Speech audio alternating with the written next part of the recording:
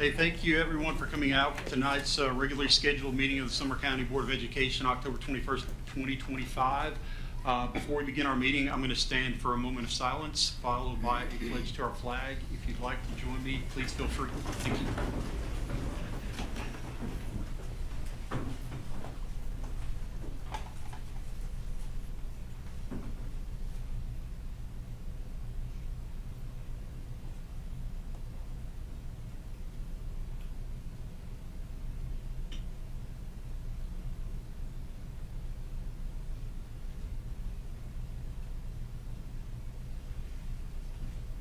Pledge allegiance to the flag of the United States of America and to the republic for which it stands, one nation, under God, indivisible, with liberty and justice for all.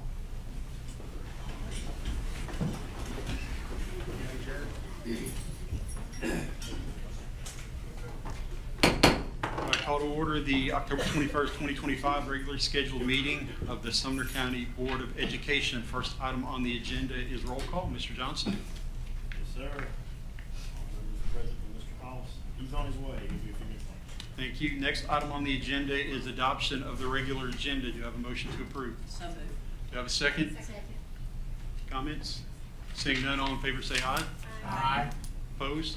Our motion carries. Next item on the agenda is adoption of the consent agenda. Do I have a motion to approve? So moved. Got a motion, Ms. Brennick, second from Ms. Hayes. Comments? Seeing none, all in favor say aye. Aye. Opposed? Motion carries. Next item on the agenda is recognition and hearing of delegations. We have 3 groups that we plan to recognize tonight, and then we'll move into public comment. So first recognition tonight is recognition of Ms. Kelly Flood for the NSPRA Public and Digital Media Excellence Award.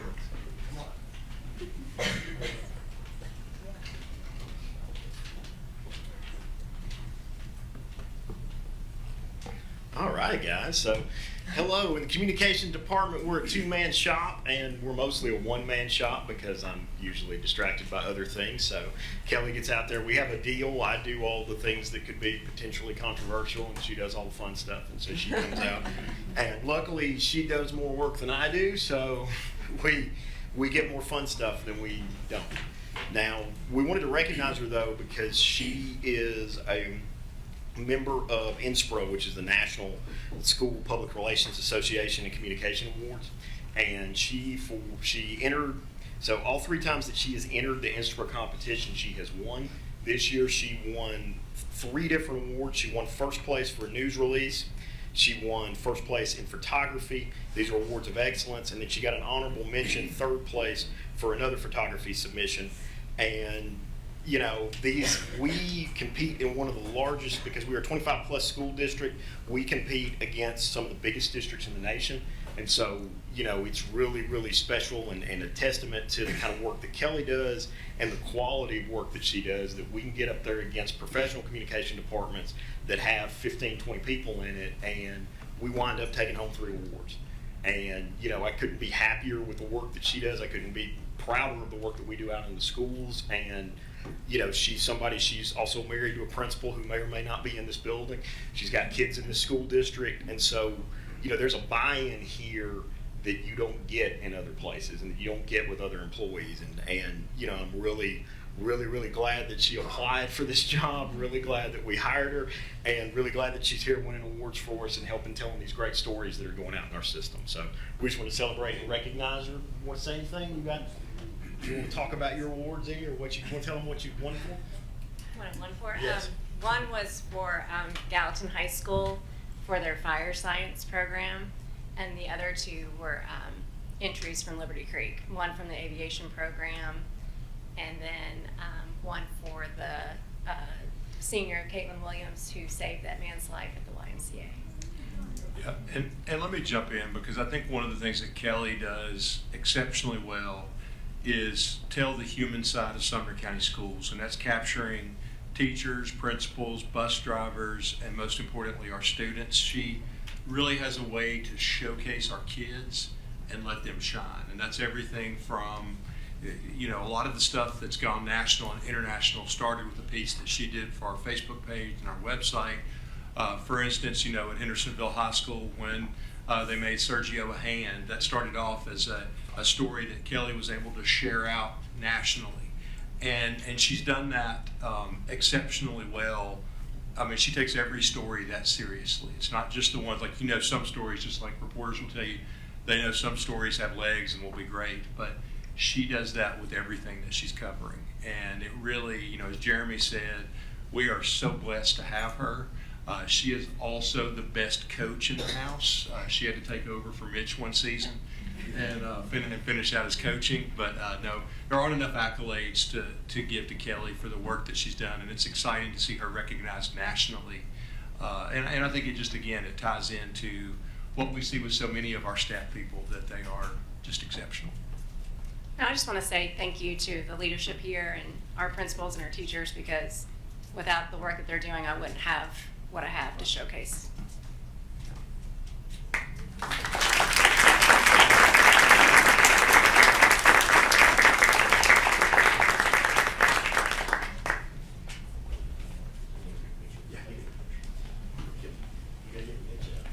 Come on, Mitch.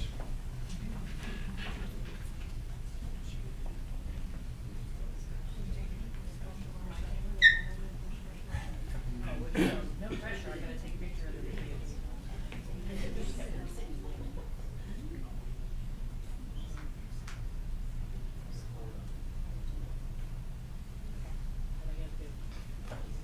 I took a bite. You know the teenage guy.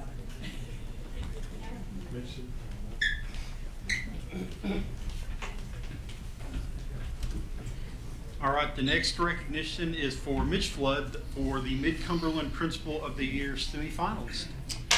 So if you've had the opportunity to work with Dr. Flood, you know how exceptional he is. He started off teaching, coaching, and then moved into an assistant principal role at Gallatin High School, went over to Hawkins Middle School as a principal, and then went to Knox Doss. He had the privilege of his first year at Knox Doss being during COVID. So there was a lot of challenges, but they were a reward school that year. Just did outstanding work. He's done outstanding work, whether it's improving academics at Knox Doss, whether it's building culture. They do an amazing thing where they have students that honor teachers and staff members during basketball games. It's really a remarkable thing to see the kids get to honor the teachers that have made a difference for them. And like we mentioned, Kelly's pride in the work that she does. Mitch exhibits the same pride every day as principal of Knox Doss at Drake's Creek Middle School. He comes in, he takes care of kids. When he has hard days and tough times, it's always proactive to try to find solutions that are going to make things better for his kids. And it just shines through in everything. He received his doctorate in 2022. It's Dr. Mitch Flood, and I think the state got it wrong when they didn't make him state principal of the year. In my mind, he's the best middle school principal, or best principal in the state, and I'm thankful to have him here on our Sumner County team, but pleased to honor him as Middle Tennessee Principal of the Year.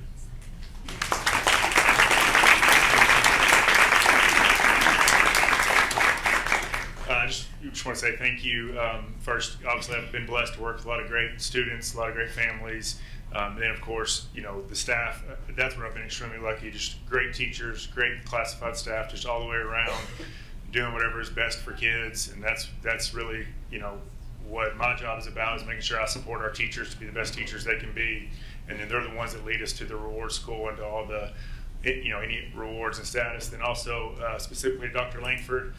From the moment he stepped into central office as director of instruction at the time, and through now director of schools, he has always invested in leadership because he knows that it takes good leaders to lead our schools in order for our students to excel. And so I've just been appreciative of his guidance and his mentorship to make sure that us as leaders are always getting exposed to new ideas, new concepts, so that we can grow and not be stale in those areas as well. So just big thanks.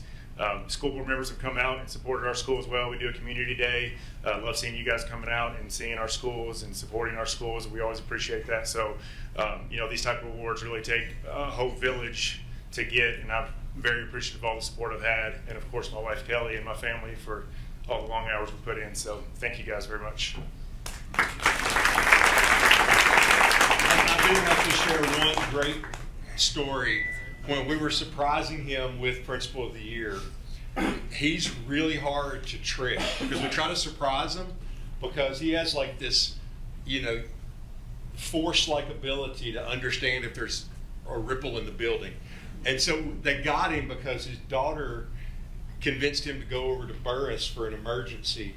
And the funny thing is that his family was excited that he got the award, but his daughter was thrilled that she had pulled one over on him. It was really amazing. But that's the principal that he is. He's on top of everything every day. It's sometimes you never want to have concerns about what kids are facing and what they're dealing with, but Dr. Flood is there 24/7 taking care of his people and his kids. So thank you.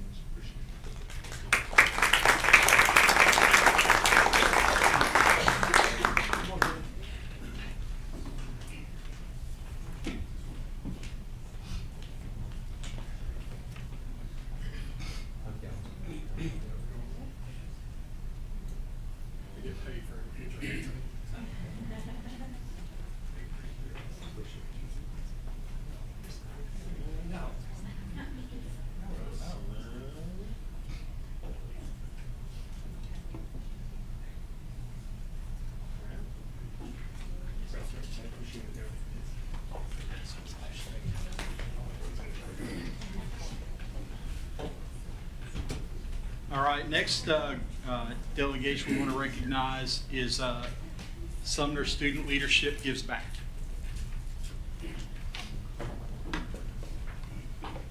Right, I think y'all will be. We've had one conversation, a study session about student leadership. I came so close to blowing it when y'all were having that conversation because these two young women came and approached us this summer with an idea that they had, that they spent their entire summer working on, and they have presented it, and it's emerged into one of our first programs at the New Innovation Center. So I almost blew this in the summer. I almost blew it at the study session. So Brenna, I'm worse than your mom on some of these things. Like I got excited, I almost shared it, but I didn't. So I'm gonna turn it over to you and let y'all share your presentation. They shared this presentation with my cabinet and then with all the principals. So really exciting what they put together. Yeah, thank you so much, Dr. Langford. Well, thank you all for taking the time to let us present to you tonight. My name is Hannah Lau. And I'm Britta Pritchard. And we are both juniors in Liberty Creek High School, and we are so excited to share with you this student-led initiative we've been working on, one aimed at increasing youth involvement in community service across our district. We know that students want to get involved, they just need the opportunity, the structure, and the support. As our school board members, your encouragement sends a powerful message that service matters, that students' voices matter, and that learning extends beyond the classroom. We're excited to share this project with you tonight because your support helps us grow our mission. Your involvement makes service a visible part of our school district's vision, and your leadership helps us build something meaningful district-wide. Some of our strategic goals are to increase student engagement across the county. Our goal is to build a culture where service becomes a core part of the student experience. Many students want to help, but they don't always know where to begin. We want to change that by making service opportunities more visible and accessible within each school. We also want to raise awareness of local needs. We want students to see the real issues facing our community and understand the role they play in helping. We also want to ignite a passion to give back. We hope to show students that service isn't just a requirement. It's meaningful, rewarding, and can have a life-changing impact. We'd also like to bridge the gap between students and the community needs. By building strong relationships between schools and local organizations, we can make a lasting difference, both in the students and the community they serve. At the beginning of our initiative, our plan was to create a district-wide student leadership team. These leaders will take charge of the initiative within their school, serving as the internal lead coordinators who will raise awareness, engage their peers, and drive the initiative forward through student-led activities and peer collaboration. We'll identify and build partnerships with nonprofit and community organizations. We are also planning on creating an app and a social media presence where students can explore upcoming volunteer events, sign up directly, and learn about local needs. So what we have accomplished so far. We pitched our idea to Dr. Langford and his staff, and they're super supportive and help grow our ideas and initiative. Thank you, Dr. Langford. We also presented at the principal meeting requesting their support. And we sent out our applications, and a student leadership team has been selected. We'll have our first meeting October 28th at the Innovation Center, and they will be part of a focus group. Our team will be among the first classes at the Innovation Center. We will receive 6 hours of dual enrollment credit in leadership and project management. We know this will only work with the strong relationships between students, principals, district leadership, and the community. We're not just asking for your support, we're asking for you to be a part of shaping something powerful. Thank you for all that you do, and we're excited about this opportunity. And your support will be instrumental to the foundation of our project. Any questions? Mr. Lancaster? Yeah, so I really like the sound of this. So am I understanding it correctly? I know that you guys, different clubs and things have service requirement hours and stuff, and I know it's sometimes it's hard to, as somebody who has had to, offer different service hour opportunities for some high school kids before, for different organizations. It's sometimes hard to communicate, hey, I need kids on this day that need service hours, but it's also probably hard for, kids at different high schools to find those. So this is kind of is what y'all are talking about, envisioning something that kind of makes a district-wide communication method for that? Yeah, that's exactly what we want to do. We kind of want to form a massive sign-up genius where nonprofits can implement, where they need volunteers and they need work to be done, and these students who are interested in different professions or different things, they can sign up for those specific jobs and really dive into finding what they want to do in the future, or even be more interested in volunteering. And our class at the Innovation Center will help us get our project off the ground, like what you said. And what you said is exactly like our mission. That's one of the reasons we started this. Is it was so hard to find services that was actually meaningful, because some of these clubs do offer service. They're just work the basketball game. They're nothing actually giving back to the community in helpful ways. And we also had a day at Liberty Creek that was a service day, and we found that really helpful in getting students at our school to serve. We actually accepted so many applications that they had cut some people, so that just showed us how many students want to get involved. Yeah, and another thing with the volunteer day at Liberty Creek, we had signups at the beginning of lunch, so students could go up and sign themselves up for those specific jobs, so they could go in for what they were interested in and not just be placed in for a job. So me personally, I'm a part of the student council at my school, and so we all went out and served at the Sumner County Resource Center, and we got to really dive in and see the different problems that go on within within our county, and where the areas where we can help. And so that really sparked a fire within a lot of people across our school, and a lot of people are more engaged in the community now, and so we really want to just continue that fire within our community and within the school district. So outside of specific, what all clubs and things have to have service hours? Is it certain clubs? Is it everybody has to have a certain number of hours? Or have y'all thought about trying to find ways to expand or get different clubs and teachers, or to say, hey, we could have a service requirement and get either a grade for it, or Most clubs already require service hours. I know I'm in HOSA, NHC, NHS, and Beta Club, and I bet there's plenty more. But ours is kind of just a platform that these clubs could, and these students can utilize to see the service hours available and apply for them.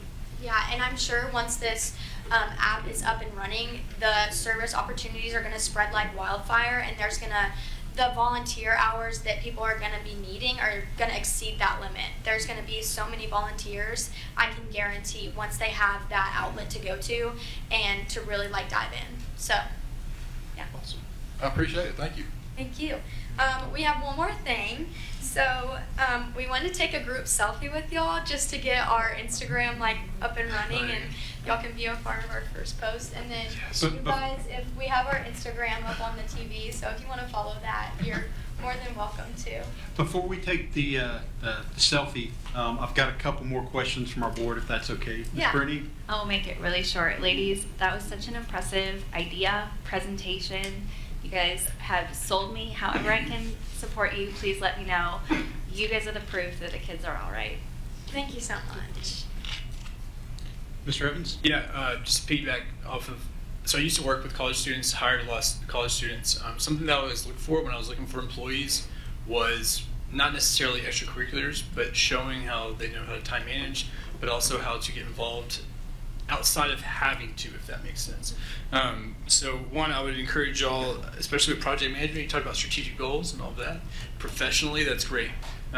Whatever team you guys put together, I encourage you to track everything you do. That'll help you professionally down the line. It'll help you with whatever you want to do in college, or if you decide not to go to college, whatever you want to do at the next step. I think it's cool that you guys are juniors doing this too, because you get, not only do you get this year's data, but you'll be able to have next year's data to look at comparably. And that also gives you a chance to essentially pick your replacement or pick the next people to keep it going. Something that I want to encourage you is that I saw this a lot at Vanderbilt. I'd have a really great club president, and then they would graduate, and then they didn't have a succession plan, and then it would falter. So something that I think you guys have a great opportunity to do here is you still have one more year to kind of recruit the people to take it over when you leave. So that'd be it. Yes, thank you. Thank you. All right. All right, selfie time? Y'all are better at selfies than anybody else here, so if you want to direct us, give us some stage direction. So y'all can just come down here and we'll take it.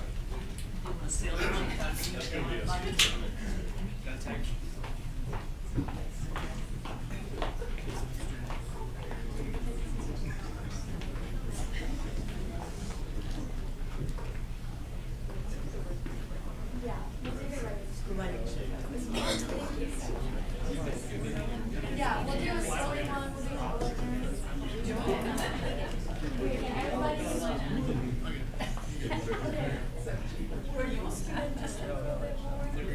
Okay, ready?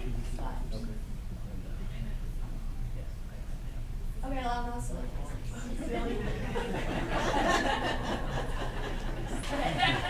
All right, we're all.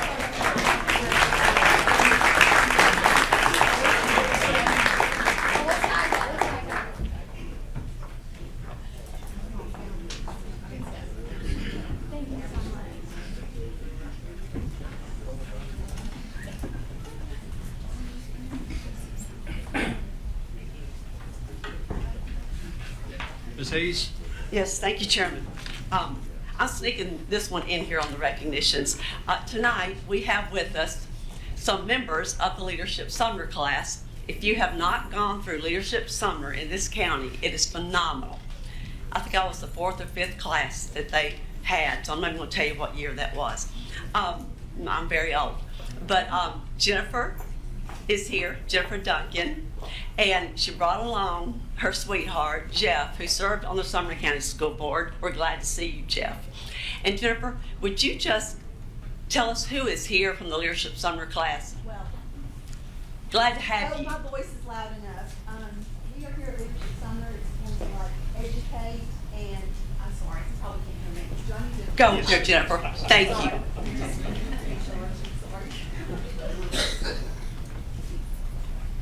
Thank you, Ms. Hayes. I appreciate the opportunity. Leadership Sumner is here to educate potential and active community leaders about the history, politics, and culture of Sumner County. So approximately 50 of us, and I'm not the speaker by any means, I'm just in the class this year who apparently likes to talk. So there are about 50 of us that went through the interviews, and there's 26 of us that will be in the class next year to graduate. There's a few of us tonight here, and I'm going to ask them to stand, if you don't mind. I'm going to embarrass you all. Please stand. Come on, I know they're here. We are required to attend certain meetings, a county commission meeting. A lot of us attended last night. Sumner School Board meeting is another one, as well as city councils. And I would say, please attend the Gouletsville. I'm also Vice Mayor of Gouletsville, so I'm going to put that in for my 2 cents worth. But we are required to attend these meetings as to part to understand what leadership is. And you guys up here are part of our leaders, so we're here to watch and understand how this all works. So we appreciate you taking your time to do this, and we're here to watch you tonight. Thank you again for recognizing us, Ms. Hayes.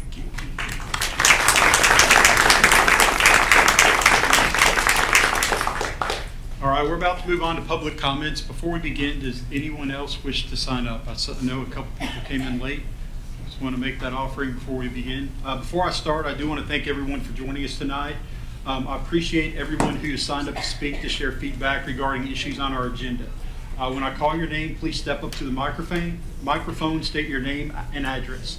You'll then have 5 minutes to speak. When your 5 minutes are up, the microphone will shut off automatically. I believe right now we have 12 or 13 people signed up, so we're at about an hour right now. So please respect the 5 minutes so that we can have time for everyone to have the opportunity that wishes to speak tonight. We also, as policy, can't go beyond 10 o'clock, so I want to make sure we as a board have the opportunity to debate the items on the agenda as well. I have shared with our board a number of times that I expect them to speak to each other with respect, regardless of whether they agree or disagree on an agenda item. And I expect the same of our speakers. So I ask that when you make your comments, that you address all of your comments towards me, the chair, and refrain from negative comments about board members or other Sumner County residents. You have my word that I'll listen attentively to everything that you have to say. I'll also ask that members of the audience refrain from clapping, cheering, or making remarks during comments, as all speakers deserve the same respect that I'm asking of you. So thank you, and I apologize in advance if I mispronounce your name. I realize it's been about 30 years since I actually went to school in this building, so my eyesight's not great, and I'm not great at reading everybody's handwriting. So again, I apologize if I mess up your name. Please correct me when you come up to the microphone. Again, say your name, your address, and then you have 5 minutes. We've got a timer right here, and when your time's up, the microphone is shut off. It's not me. Turn it off just so everybody knows. It's not any other board member. It's automatic. So with that, Miss Laura Baker, I'll start with you.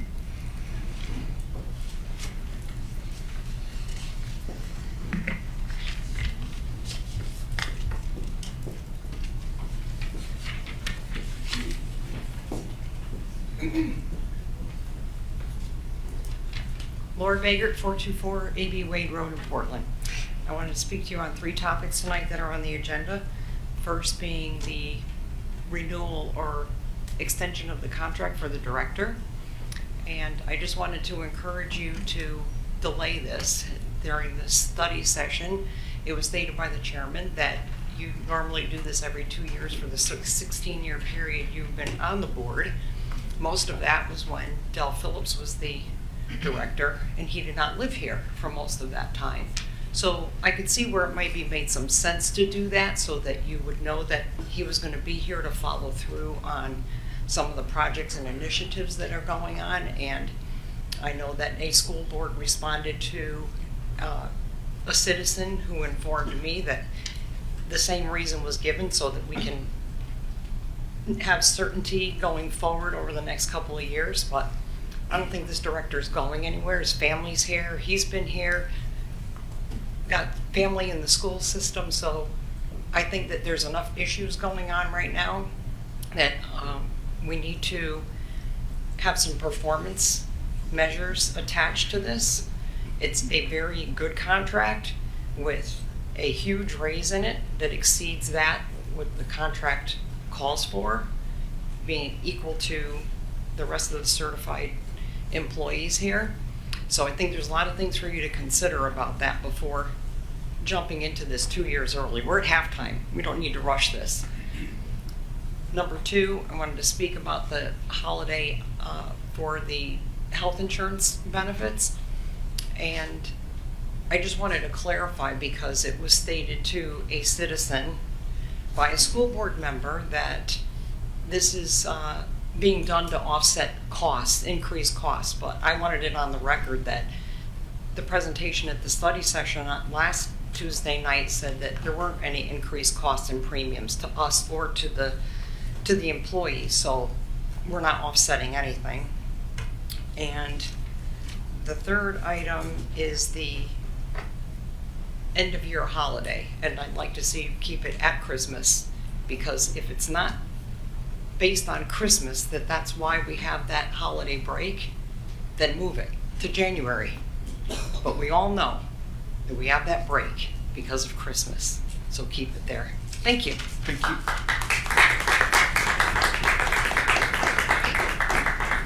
Mike McClandon, I believe.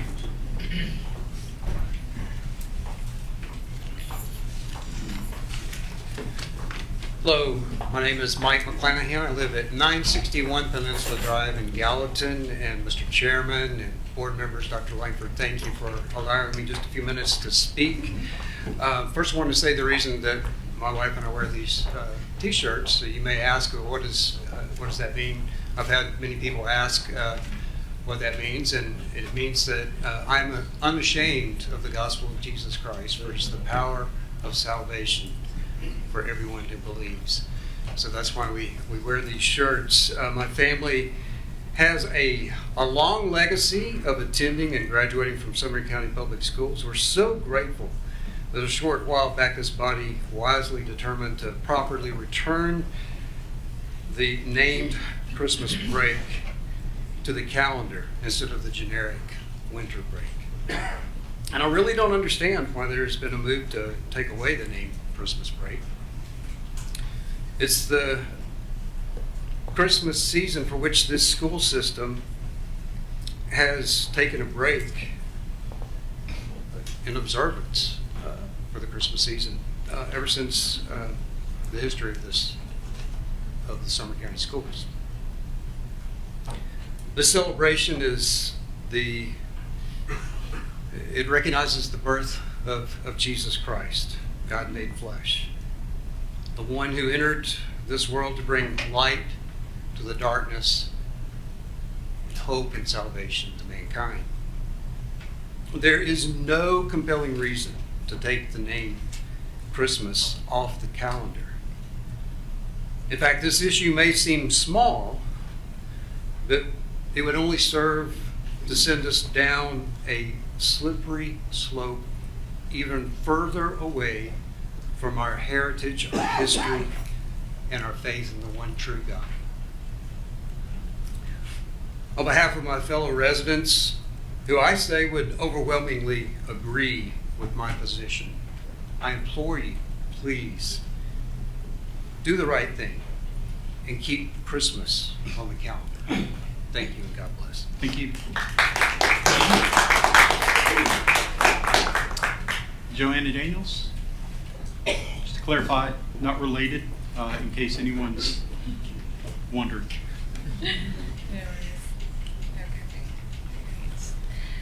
All right, Joanna Daniels. I'm sorry, do I have to say my address? Name and address. Okay. Joanna Daniels, 1597 Boardwalk Place, Gallatin.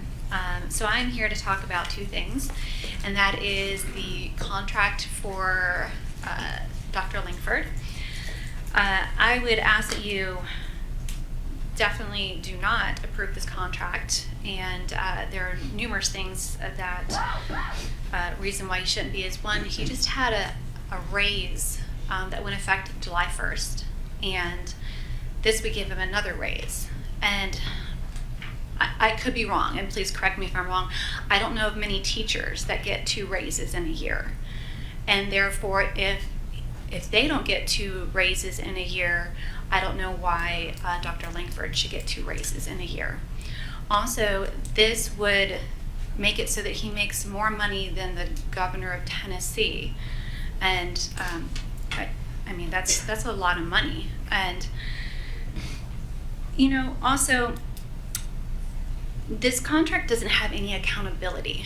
I just came off of the library board, and we were responsible for hiring and terminating library directors, and we were able to fire them if they went against policy. Well, this contract has no accountability. If he were to go against the policies that you guys create because you are his employer, the only way he can get fired is if he does something criminal. Well, it shouldn't come down to that. if he's going to be your employee, then he should be held accountable to your policies. And if he doesn't follow them, just like any other employee, you guys should be able to fire him. Also, in the 2 years that he's been in this position, there's been no improvement in literacy. Our test scores are still below 50%. Enrollment in public schools in Sumner County are down, and they've been declining. And a lot of this, when I speak with people, is due to the curriculum that he actually brought in, called Wit and Wisdom, that has been talked about numerous times on the news and everything about inappropriate material, because some of the books that are in that curriculum contain rape, suicide, marital affairs, and other inappropriate materials. This is something that has been talked about numerous times. And this Wit and Wisdom curriculum that everyone was like, yay, I'm gonna bring in, which by the way, he brought in without a board vote, while Del Phillips was still the director of schools, has done nothing to help our children of Sumner County. And then also, I've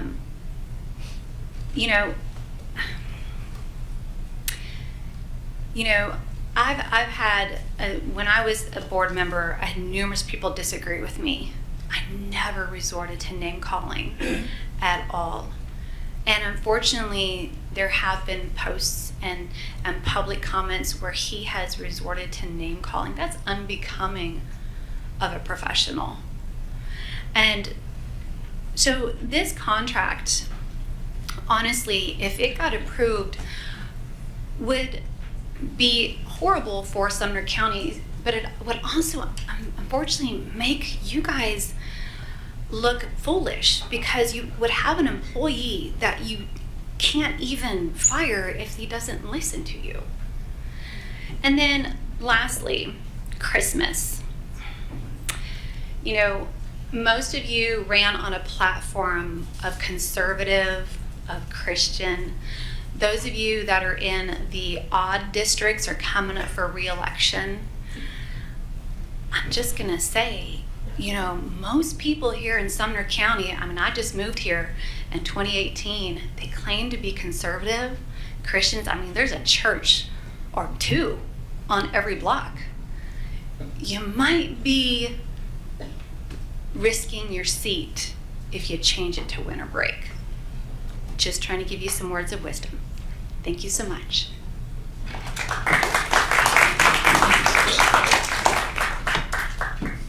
Chris Gillespie.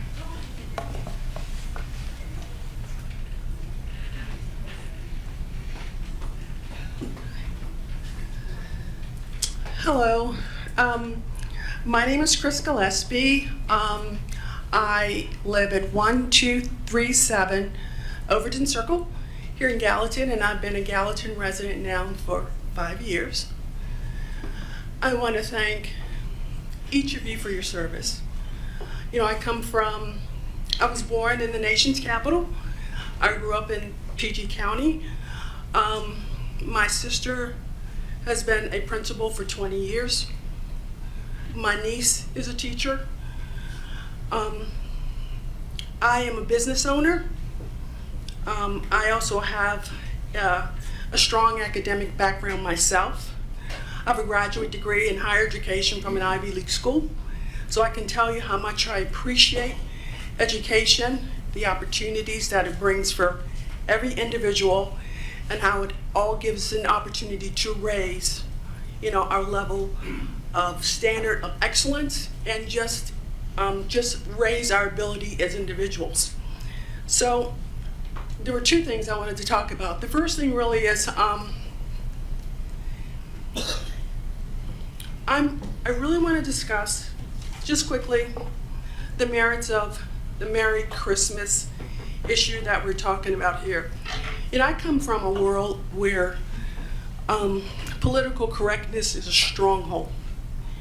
It's a little bit difficult, so let me just read this. We live in a world where political correctness sometimes threatens to overshadow cultural and deeply religious celebrations. Let me just say, as far as Christmas is concerned, none of you would ever have considered making this accommodation necessary of Hanukkah, Diwali, Ramadan. You wouldn't consider asking them to back down from their religious holiday and take it off because it wasn't inclusive. I want you to consider that.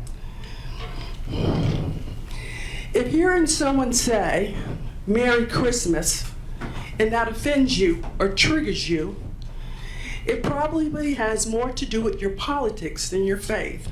Now, I'm quoting NPR, PBS, and a Marist poll that revealed that Merry Christmas remains the favorite seasonal greeting for 60% of Americans, with only 31% preferring Happy Holidays. Let me go on.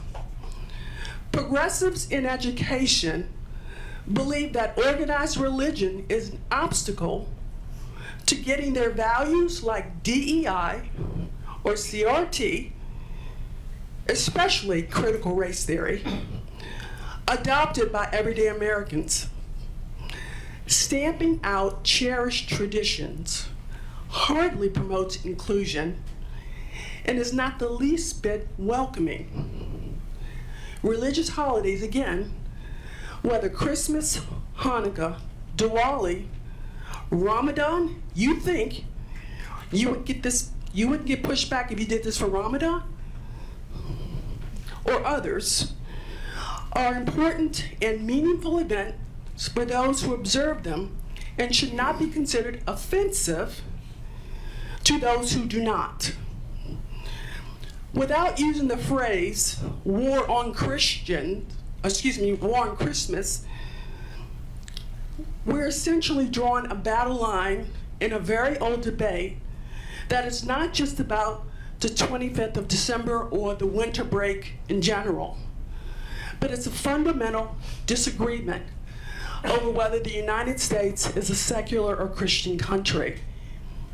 So I would implore you to remember, again, you would not ask this accommodation for Ramadan, Diwali, or Hanukkah, but you seem very open to making this accommodation for Christianity under the name of Christmas, the name meaning the Mass of Christ, Christmas. So might I implore you please to keep Christmas break. You know, we took out the 10 Commandments and we thought it wasn't a big deal. And now we have a lot of difficulty in the quality of the kids that are coming in and the problems that they're doing, not knowing how to honorably treat their fellow men, which is what the last 6 commandments talk about, because they're not reminded of it. My sister talked about how difficult it was to manage all the problems that were coming in to the PG County schools. A hot mess. And for teachers and administrators, it's a difficult job. It's a very, but taking out religion to accommodate a few. Am I out of my time? Yeah, you're out of time. Yes, ma'am. Sorry. Thank you.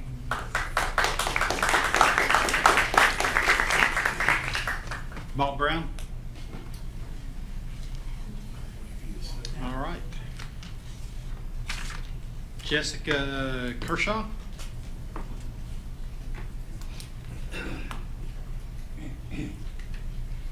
Thank you, Chairman Jordan. My name is Jessica Kershaw. My residency is 430 Flintlock Court, Nashville, Tennessee. I'm no longer a Sumner County resident, but I have gone to Sumner County schools my whole life. I'm speaking on behalf of my younger self, my mother who cannot be here right now because she is injured, her friends, mothers of students who have gone to Sumner County schools, on behalf of Sophie Ballinger, who can no longer be with us today. I know that it's not Dr. Langford's fault that the culture in Portland Middle School is the way it is today. No, it's not your fault, Chairman. I know it's like it has existed decades before you guys have maybe had your tenure here, but it is a pervasive culture of bullying from students, from teachers. It has been going on since I was attending there, 2002 to 2003. Like, I'm sorry, it's very difficult. This is in reference to perhaps extending the contract for Dr. Langford. I would like his contract to be extended if there's something that can be done about the culture that's going on. Like, the students shouldn't be taking their life. Like, it shouldn't get to a point where, like, kids are taking their lives. It shouldn't get to a point where I have to get sent to an institution because I'm being bullied. It shouldn't get to a point where, like, I spend years of my life refusing to change out in the locker rooms, accepting zeros in gym class because of the inaction of the principals, the inaction of Barbara Denny, who I don't know if she's still there or not, but it's just been a culture that's been building and building for years and years, and now a student is dead. And I just would like something to be done. I'd like there to be, I don't know if there's an investigation, I don't know if there's something that can be done. And it's not just on you, the onus is not on you, it's on all of us. Everyone, if you see something, say something. If there's something going wrong, don't ignore it. Don't just say, shake hands with your bully, be friends with them, make them look each other in the eye, and then turn a blind eye to everything else that happened. Like, I've spent years, like, I have a good life now, but she didn't get that chance. A lot of people don't. And I guess if that's all I do today is get you guys to think about it, to consider what you can do.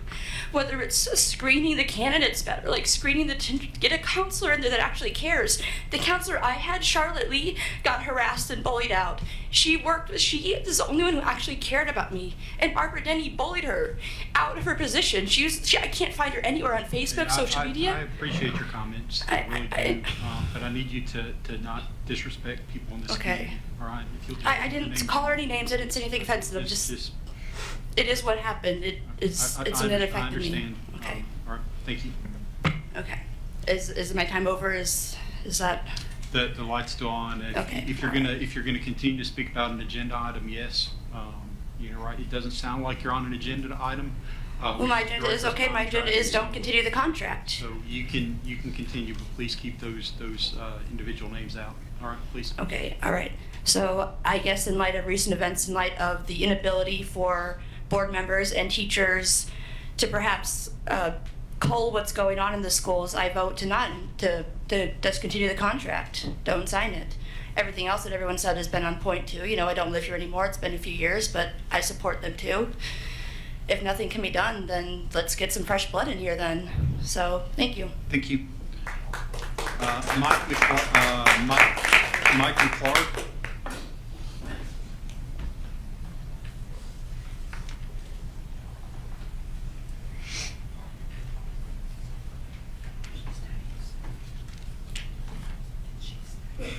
Thank you. My name is Mike McClard. I live at 102 Tioga Trail, Hendersonville. My wife and I have lived in Hendersonville for 44 years, and we've lived at the same place we're living at now for 35 of those. As far as the Christmas versus the winter break, I mean, I can't say it any more eloquently than all the people that spoken before me.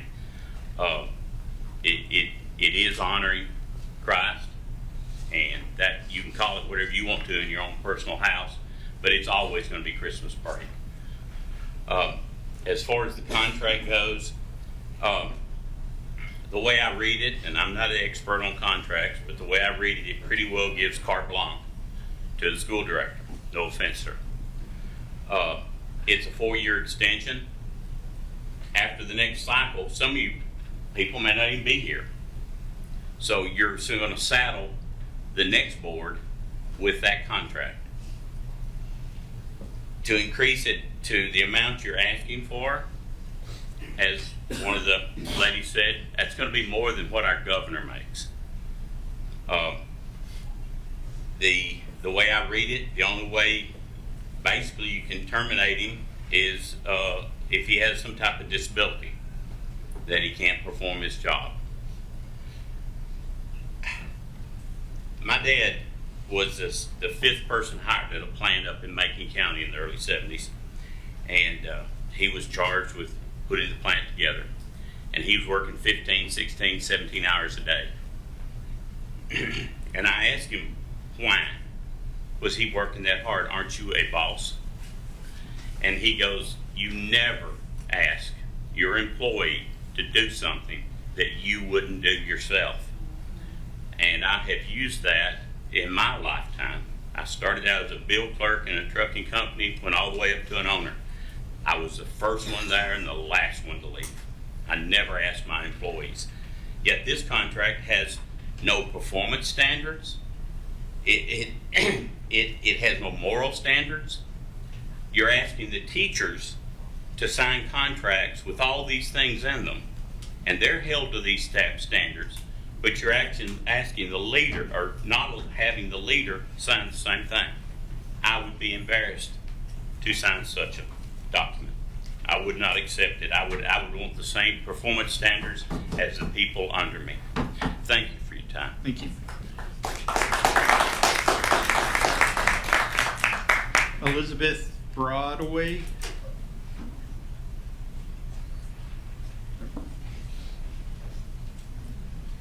Hi, I'm Elizabeth Broadway. I live at 160 South Tunnel in Portland. Briefly, I will talk about Christmas versus winter break.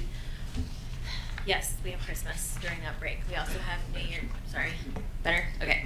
We also have New Year's Eve, New Year's Day, which are federal holidays that fall in that break. If we want to talk about whether it's Christmas or it's winter, and whether it's because we have Christmas and that's why that break exists, if that's the case, then let's go back to school before New Year's, right? Like we can have that same argument, right, at the end of the day. Personally, I believe in Jesus, great guy, right? But at the end of the day, we live in a community with different faiths that live here. We have a high student needs population. We have, different people that exist, not just evangelical Christians. Okay, I went to Moody Bible Institute downtown Chicago. I graduated with a 4th degree in family ministry. Okay, that's my background. At the end of the day, I also choose to recognize that other people don't believe the same thing I do, and I believe we should have empathy and respect for those people. I'll not leave it at that. I also want to talk about whether or not we do a raise or an extension. I do think we need a raise after being at the meeting last week and actually getting to understand that we are underpaying this position in our state. The reality is that if we want to have competitive people show up for the job, you have to offer competitive wages, and I believe that is something that we should be doing at the end of the day. Whether or not I believe Langford or agree with everything Langford does is obviously in question, right? I do want to also say that I with the contract, I do think there needs to be stipulations. I'm new to this. I don't understand laws and contracts and all that specifically, but I do think we need to have some checks and balances for this position in general. So I think we should, the reason I want to extend a contract is because we have big ticket things happening, and at the end of the day, I want playgrounds done. I want safety for all of our students in our buildings and in the athletic department and all of that kind of stuff. And when you put new leadership in those positions, it sets everything back. We're really behind on ADA compliance with playgrounds. The 3 things that I think we should find him accountable for, and again, I don't know how legally or what that looks like. I think he should be responsible for teacher retention. Our teachers are not staying, they're moving. We go to Benny Bill's, we are without a 3rd grade teacher, a 5th grade teacher, and we just got a music teacher. Okay, that's a problem. That's a big problem. I also think, as Joanna said, and Joanna and I don't agree on a lot of things, but I do agree on the literacy problem. I was in an IEP meeting for my son who is dyslexic, and I asked about 3rd grade retention. He has autism as well. And they said, don't worry about it because he has a reading IEP. He gets to go right on through. Which means at the end of the day, the numbers that you guys are being given and you're being promoted are not fully accurate for all of the students in our community. I want to remind you that our mission that you guys have on here, hopefully it will reload, is we believe in an inclusive culture that embraces diversity, gives equal access to each child, promotes responsibility, and supports positive self-esteem. If our kids cannot read, they do not have self-esteem, and I can tell you that for my little 8-year-old, okay? We need to do something about our curriculum, and I do think Langford is responsible for what our curriculum looks like, and our kids are failing at reading. And not just the ones who are getting put through, but our ones that are with IEPs and all of that. So I do think that is something that should be put into our contract in that space. And then I also think we need to have fiscal responsibility. There's a lot of stuff going on in regards to where money's being spent, how it's being spent, if things get held back, rolled over, put into reserve funds, how all that's being done. Things were pulled off the internet for a while. I think it is something that the leader of this county should be way more transparent with how our funds are being spent. And I think somehow if we can get those things put in there, I do think we should extend, but I do think the contract should be amended somehow if that's possible. I sat through a really long commission meeting last night, and there's a lot of amending and things like that goes on and back and forth, so I don't know if that's a possibility here. I really don't. This is new to me. I don't have a choice but to fight. So I hope you guys say that. Thank you. Chairman, can we ask to get the clock back working? I think that will help our speakers. Well, I think there's an issue with the clock. Oh, okay. Is where it's not working, so it's counting down, so the microphone is working. Yeah. So as soon as it cuts off, that's 5 minutes, but the clock right now isn't working as far as the time. I just want to give them a chance to know where they're Yeah. at and timing.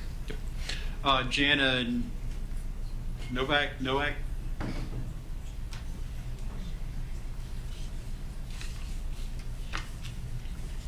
Good evening. My name is Jana Nowak. I just want to thank you first for your service. I live at 120 Jameson Place in Hendersonville.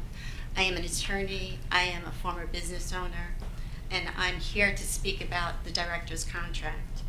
I believe as board members that you have a fiduciary duty to the school, the students, and the taxpayers.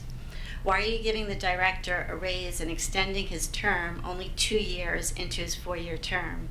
His contract ends July 2027. Why would you extend it now? Normal business practices would require an evaluation of his performance at the end of his term and then determine whether or not to renew it. That should be done in 2027 by whatever board is in place at that time. Furthermore, increasing his salary and benefits beyond what he has already agreed to is financially irresponsible and a disservice to the taxpayers footing the bill. Many homeowners cannot afford another tax increase. It is irresponsible governing and looks more like political maneuvering and an ethical violation. Our students and our taxpayers deserve better. Thank you. Dennis Cavan.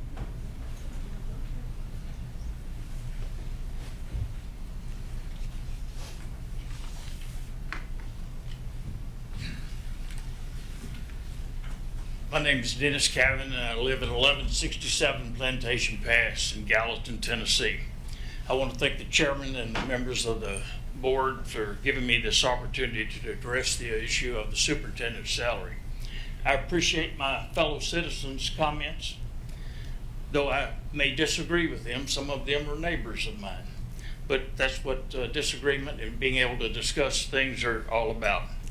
I've got 20 years in senior leadership positions over the last, well, I'm 78 years old, so I have a comprehensive account of, and I will read to make sure I'm on the timeline, of impeccable legacy and transformative impact that our superintendent of schools has cultivated within our district, underscoring the critical need for a salary increase to preserve his exceptional leadership and retain his invaluable contributions.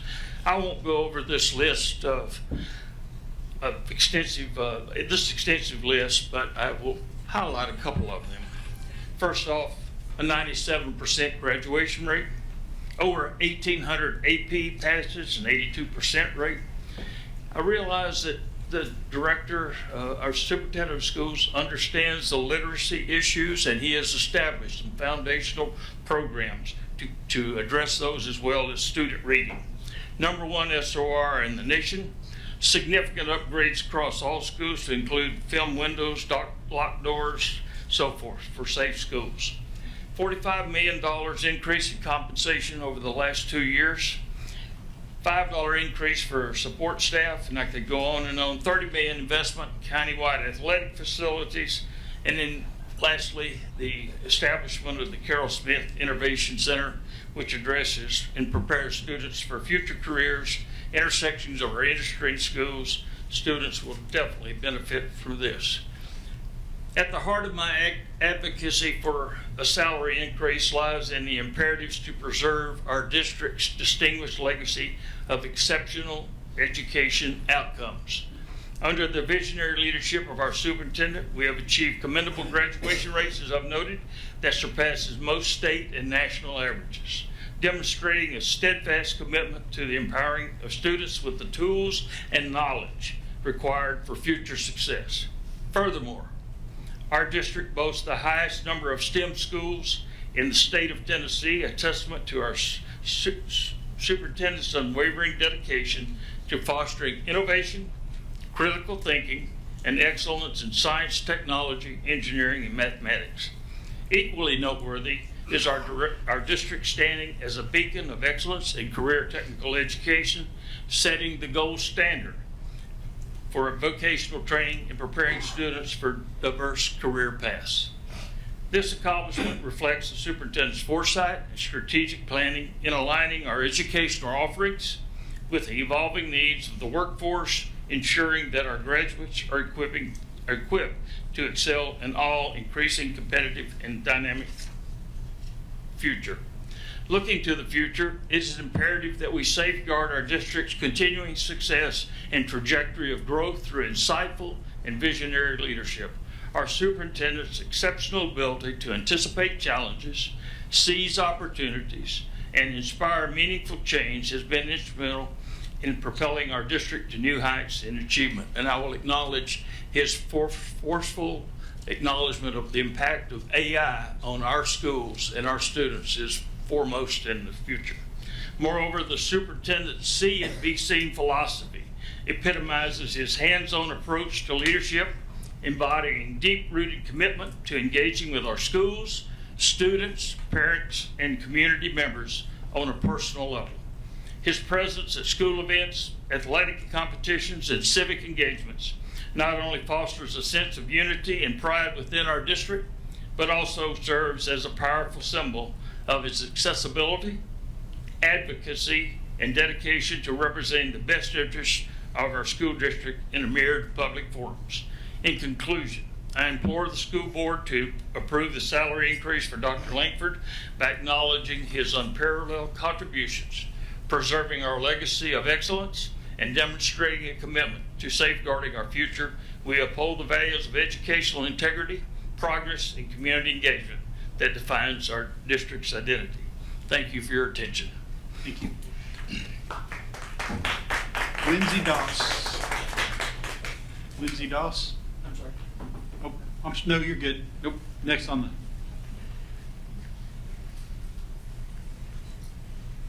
Good evening, you guys. My name is Lindsay Doss. My address is 204 Lacey Court in Portland.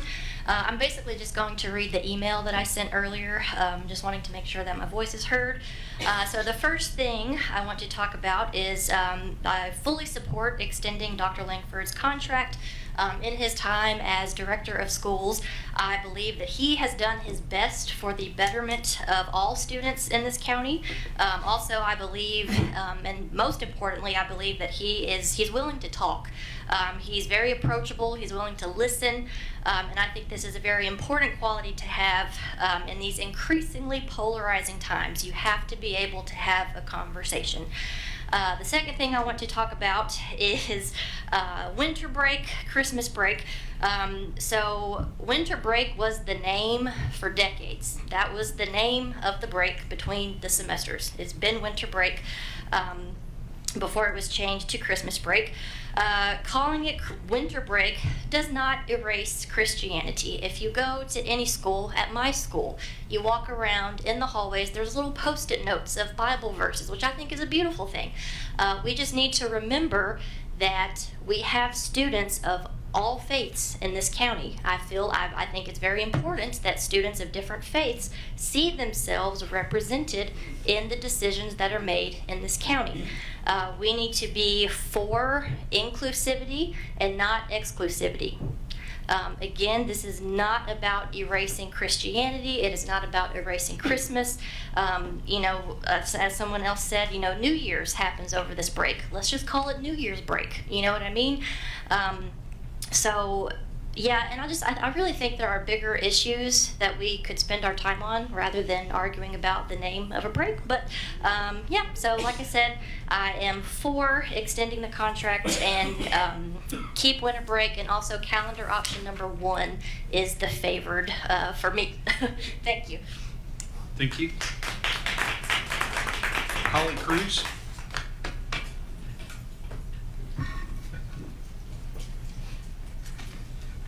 Holly Cruz, 3275 Hartsville Pike, Castalian Springs. I apologize if I'm a little jumbled. I was trying to add and take away things as I was sitting in the audience. Good evening, school board members. I'm speaking tonight on 2 topics, the first being Dr. Langford's contract extension and salary increase. I would like to speak in favor of you voting to approve these items, along with some potential additional considerations.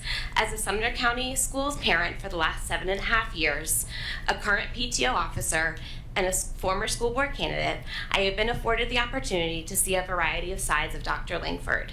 He has been responsive to late night text messages and early phone calls. He has helped me facilitate chairs to be used for a middle school play last year, and he has continually shown that he will show up, even if the conversations are hard. He knows, as some of you, that I don't always agree with his approach or his decisions. However, in looking at the scope of the work that comes along with being the director of schools, paired with keeping a position within our schools competitive with surrounding areas, I am in favor of a contract extension and addressing and increasing his salary. One board member during the study session, it might have been more than one of you, I apologize, threw out the idea of adding some criteria to a contract negotiation. I agree that looking forward that is something that you may want to consider, including today. I've previously spoken about creating a director's advisory board, which could be utilized in determining the outcome of contract raise negotiations, giving school staff, parents, students, county administrators this time to address issues that are not directly board responsibilities, but can develop, create, address concerns, achievements, and needs within our district. I hope that a conversation regarding looking beyond an outright contract approval raise is brought up this evening. I do agree that can sometimes be a little bit scary for some people. I respect Dr. Langford for his commitment to Sumner County Schools throughout his career, and I appreciate him being an advocate for a strong public school system.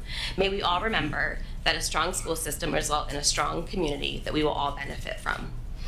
I would also like to speak in favor of calendar option number 1, seeing a lot of conversations. I know that teachers really, and school staff need that time between registration and the first day of school, as well as giving teachers a dedicated day before the first day of school to utilize in their classroom. As a former teacher, daughter of a public school teacher, I know that time for teachers is incredibly important and necessary. Addressing the concern of winter break versus Christmas break. I've seen conversations online that by making the change, it will be minimizing Christmas and threatening the removal of Christ in schools. I challenge those that believe that to ask a parent of a student in our schools, one which my child walks past a prayer locker in the hallways, where you can participate in See You at the Pole, where they do a morning prayer, where they can participate in FCA Club, that there are plenty of opportunities to showcase your beliefs. I believe that every child should have a club or an organization that they belong to and feel safe at. I challenge the board to remember that while Christmas Day is December 25th, nobody's trying to take that away or remove that. The other 15 days of that break include other religious and cultural days. Please remember that we are a community that is not exclusive. We are a school system that represents a wide variety of religious and cultural beliefs outside of the Christian faith. Thank you. Thank you. Thank you everyone for speaking this evening. We appreciate your comments. Next item on the agenda is the director's contract extension. First item is discussion or action regarding proposed director of schools contract extension. Ms. Brennig? I move to approve. Motion to approve. Do I have a second? Second. Got a second? All right. Discussion. Mr. Lancaster. All right. So, we've had several people talk about performance criteria, and I brought that up at the study session. I sent you guys an email on Sunday, I believe it was. Had something for us last Tuesday, but had the wrong base salary in there that we were currently at, and so didn't want to give you bad data, so I resent it. But I would like to at least make the motion to amend the superintendent employment agreement by replacing the third paragraph that currently states the annual salary rate of the employee shall be $225,000. Any increase in pay shall be equal to and be limited to any increase approved by the board for certified employees of Sumner County School Board, with the following. The annual base salary of the employee shall be $208,000. The board will pay the employee the above mentioned compensation in monthly equal installments in accordance with policy. The board will award additional compensation of up to 10% of the employee's base salary annually based on meeting specific performance objectives as outlined in Exhibit A Performance Addendum. Any increase in pay shall be equal to and be limited to any increase approved by the board for certified employees of Sumner County School Board. So that's my motion. All right. Do you have that written down? Yeah. Can you provide a copy of that to Mr. Johnson, just that way when board members ask for clarification on exactly what the text is, he can read that off. So I do have a motion. Do I have a second? I'll second that. All right, I've got a second by Mr. King. All right, so now we have the director's contract is on the floor. We've got an amendment to adjust language in the contract. So that's the item that we're going to be talking about right now. So let's stay on the topic of the amendment, which is the adjusted salary for base and the metrics that you discussed. Yeah, so, Mr. Lancaster. Now that I've got a motion and a second, I've got rationale. That's fine. Yeah. Okay. Thanks. So as a board, of course, one of our most important responsibilities is hiring, supporting, and evaluating our superintendent. The superintendent's leadership drives every part of the district's success, from student learning to staff morale to fiscal responsibility. That's why I believe that this next contract should be performance-based with clear, measurable goals tied directly to our district's priorities. This is not a 100% performance-based contract. I've had, some people, I thought that was what it was. This is, you got a base, and you can earn a bonus of up to 10% of your salary based on hitting these performance metrics. It's not about micromanaging, it's about clarity and accountability. It simply defines what success looks like and measures it fairly. It helps us stay aligned as a board and a district around shared goals, academic growth, sound budgeting, staff retention, and community trust, and track progress over time. It's also like, we all got an email today from a community member that said this was like the backdoor way to fire the superintendent. That's not what it is at all, because the worst thing that could happen if you didn't meet the performance metrics is you get your base. The framework is designed to support the superintendent, not undermine them. It provides structure, fairness, and transparency.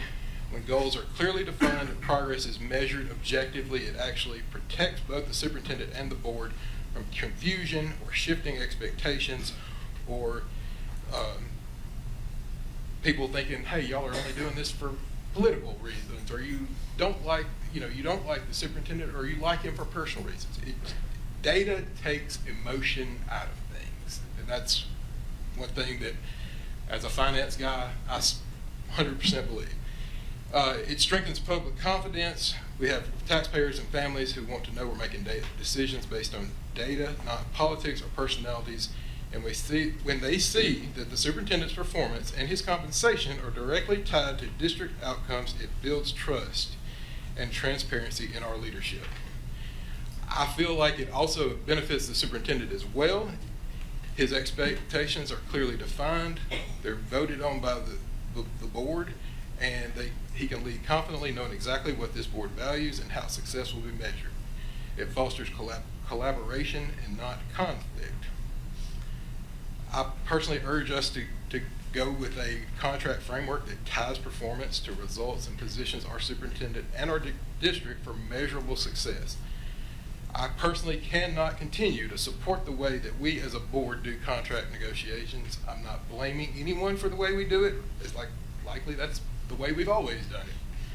But I also think our process of having one board member go and negotiate with our sole employee regarding his contract without real input from all board members as to what we seek from a goals and performance standpoint has to change. Thank you, Mr. King.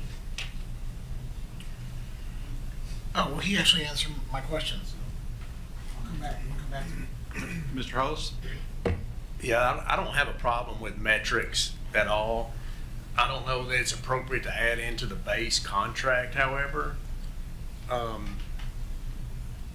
For instance, what metrics are we going to do? Is it to get more of a graduation rate, 97%? I think we're setting him up for failure if we do some of these metrics as part of his base contract. I think where it would be more appropriate personally is part of the evaluation that we do every single year, and we do this in a study session, come up with agreeable metrics that make sense, that are achievable and fair. Again, I would say too, the things that I'm trying to consider within myself, I've heard all the comments, I appreciate all the comments, there's value and each point is valid. Where I keep going back to is, he is significantly, if he walked out of the room right now, we're going to be paying about $30,000 more a year for a similar person in his position.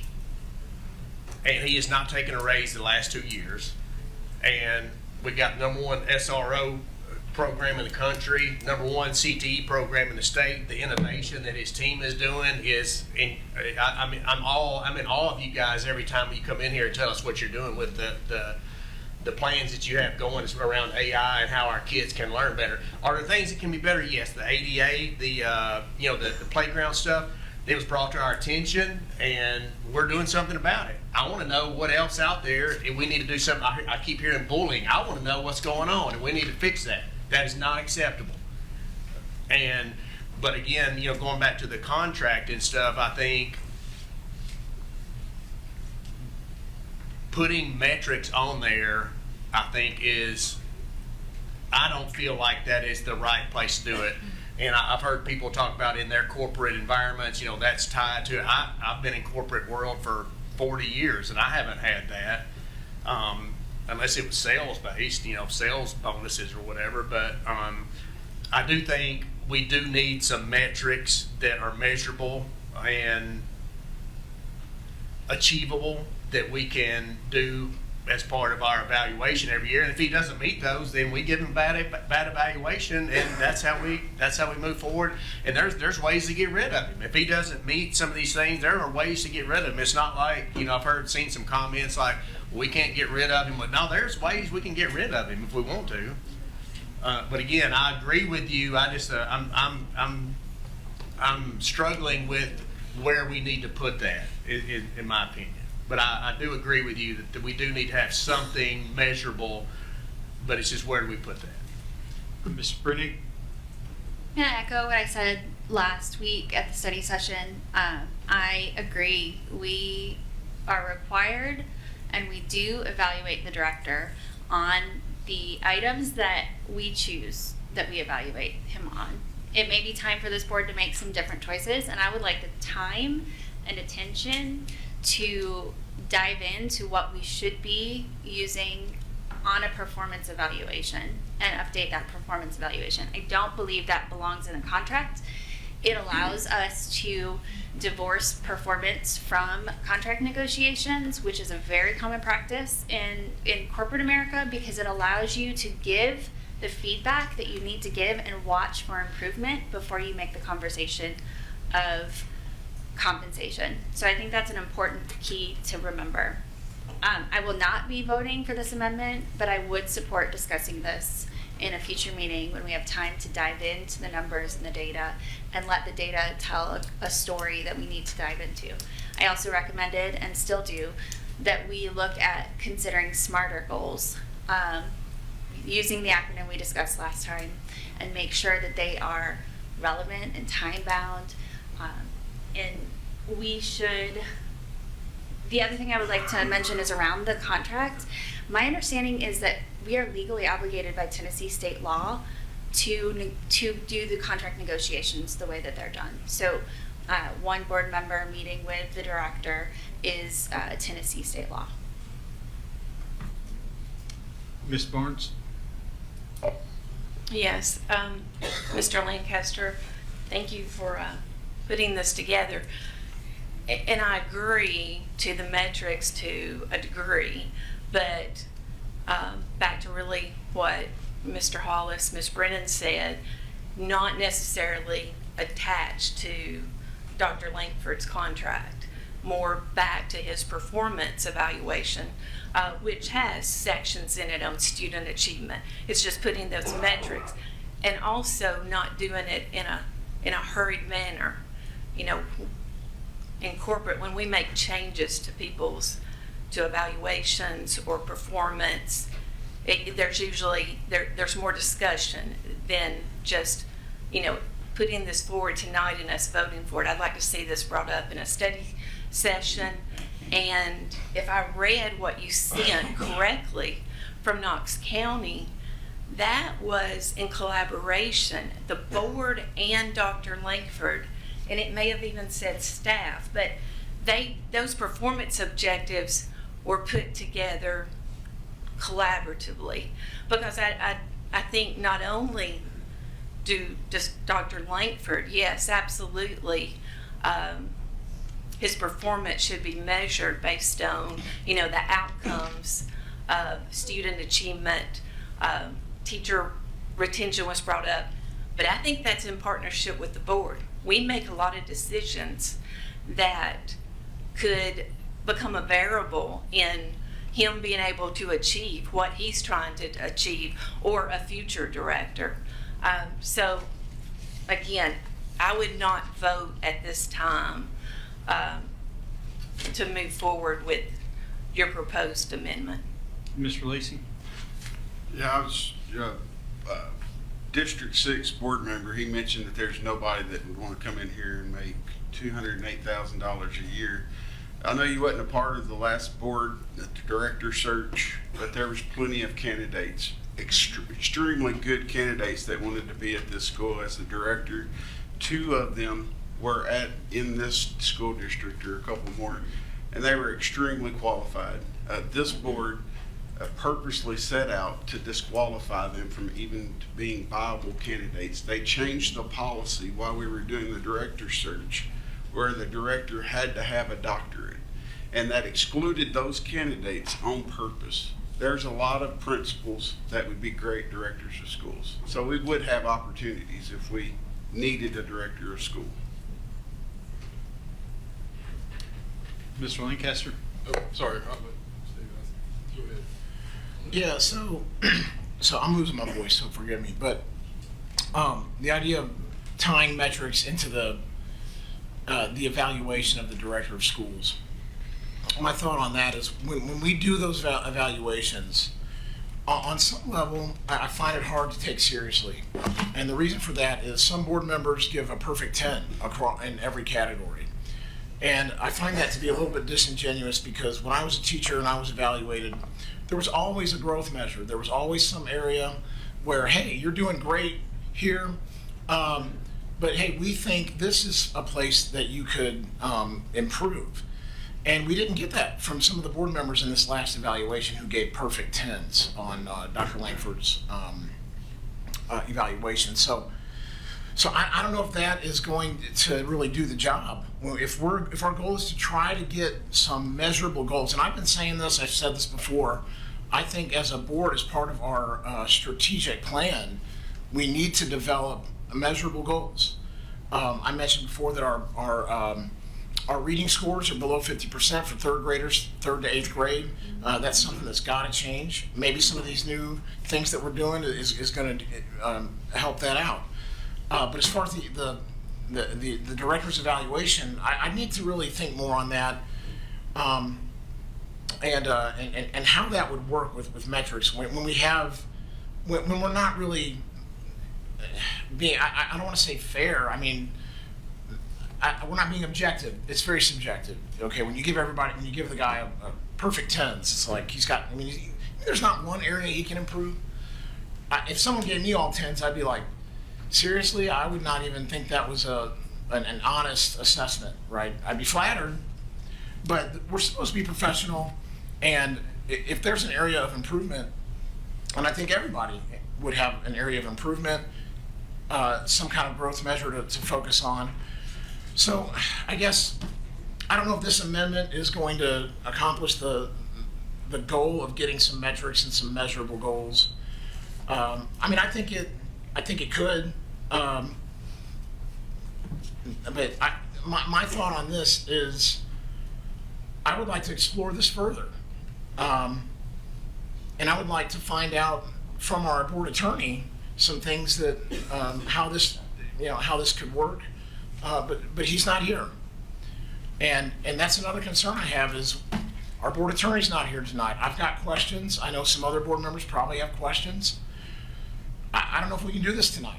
And this is a great example because I think this is something we need to really discuss, perhaps in a study session moving forward. I would recommend that perhaps in the course of this conversation we table this to discuss further in a study session. Thank you. Are you making a motion to table? Not right now. Okay. Not right now.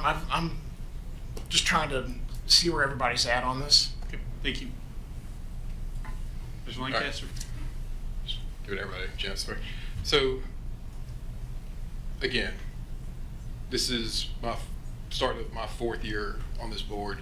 I've only really had the first contract that we discussed. I think Dr. Phillips, when I came on, had already announced his intent to resign.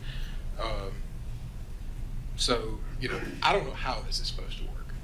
All I know is we have to come up with a better way. And I don't mean that necessarily by, yes, I understand one person goes in and negotiates, but what I'm saying is we as a board have got to come up with metrics, goals, whatever you say. And if we don't get it done tonight, I'm completely understand that. The goal was never to talk about Ms. Barnes, what she said. The goal was never to bring this and say, here it is, take it or leave it. Obviously, perfect world, we would have already discussed the performance metrics that I had. I just basically used an example of some other school districts, what they had used. But at the end of the day, I have asked for board goals every year, and we never really get anything like what Ms. Brennick said with SMART goals. We're like, well, we have board goals. I'm like, we have a board policy of what our mission statement is, but I mean, what is our board goal of literacy rate this year? What is our board goal of the graduation rate this year? Yes, Dr. Langford is the one that incorporates the meat and potatoes of whatever that is, but we should know what it is, and we should do everything in our power as a board that's, when we're spending money, say, hey guys, this is board goal number 3 for the year of our literacy rate, and this new program or new curriculum, that's why we're doing it. That's all. I mean, it's more of a philosophy change that I want to see us take, You know, but this where we're like, hey, we're going to talk about salary negotiation next month at the study session, and that really just involves a salary proposal being brought in that, you know, one of us went and talked to Dr. Langford. That's just, I can't support that method anymore. And that's not how a person with my, you know, data-driven background, I can't do it. So all I'm asking is that we take this into consideration. People want more time to take it into consideration. You know, I don't think we're under any kind of gun. We have 45 days before an election, before a general election by state law that we have to present a contract. You know, so we would have time. And it's meant to be a more fair, clear method for everybody involved. I know we don't live in a world or a county where anybody believes that, but from, you know, based on what side you know, what color red you wear, but that's what it's meant to be. You can either trust me or not. I get it, but we've got to get to a point where we can not only sell what we do as a board to the community, to people that, you know, we have people that are going to think what we do is terrible no matter what we do. We could be doing everything 100% right. But we always need to be able to say, well, here it is. Well, you want to know why we gave Dr. Langford a raise this year? And that raise was, you know, $20,000 or whatever it is. We said, hey, we want this, this, this, and this. And he didn't meet all three of them, but he met enough of them that the board said, yep, he deserved that piece.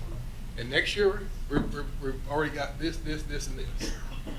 And until we get to that point, then everything else, this, you know, 2 years from now, if I'm still here, may not be by choice, may not be by not choice, but if I'm still here, I just don't want to be like, hey, here's the contract, and it's this, you know, we're going to give this, and we still don't have these goals.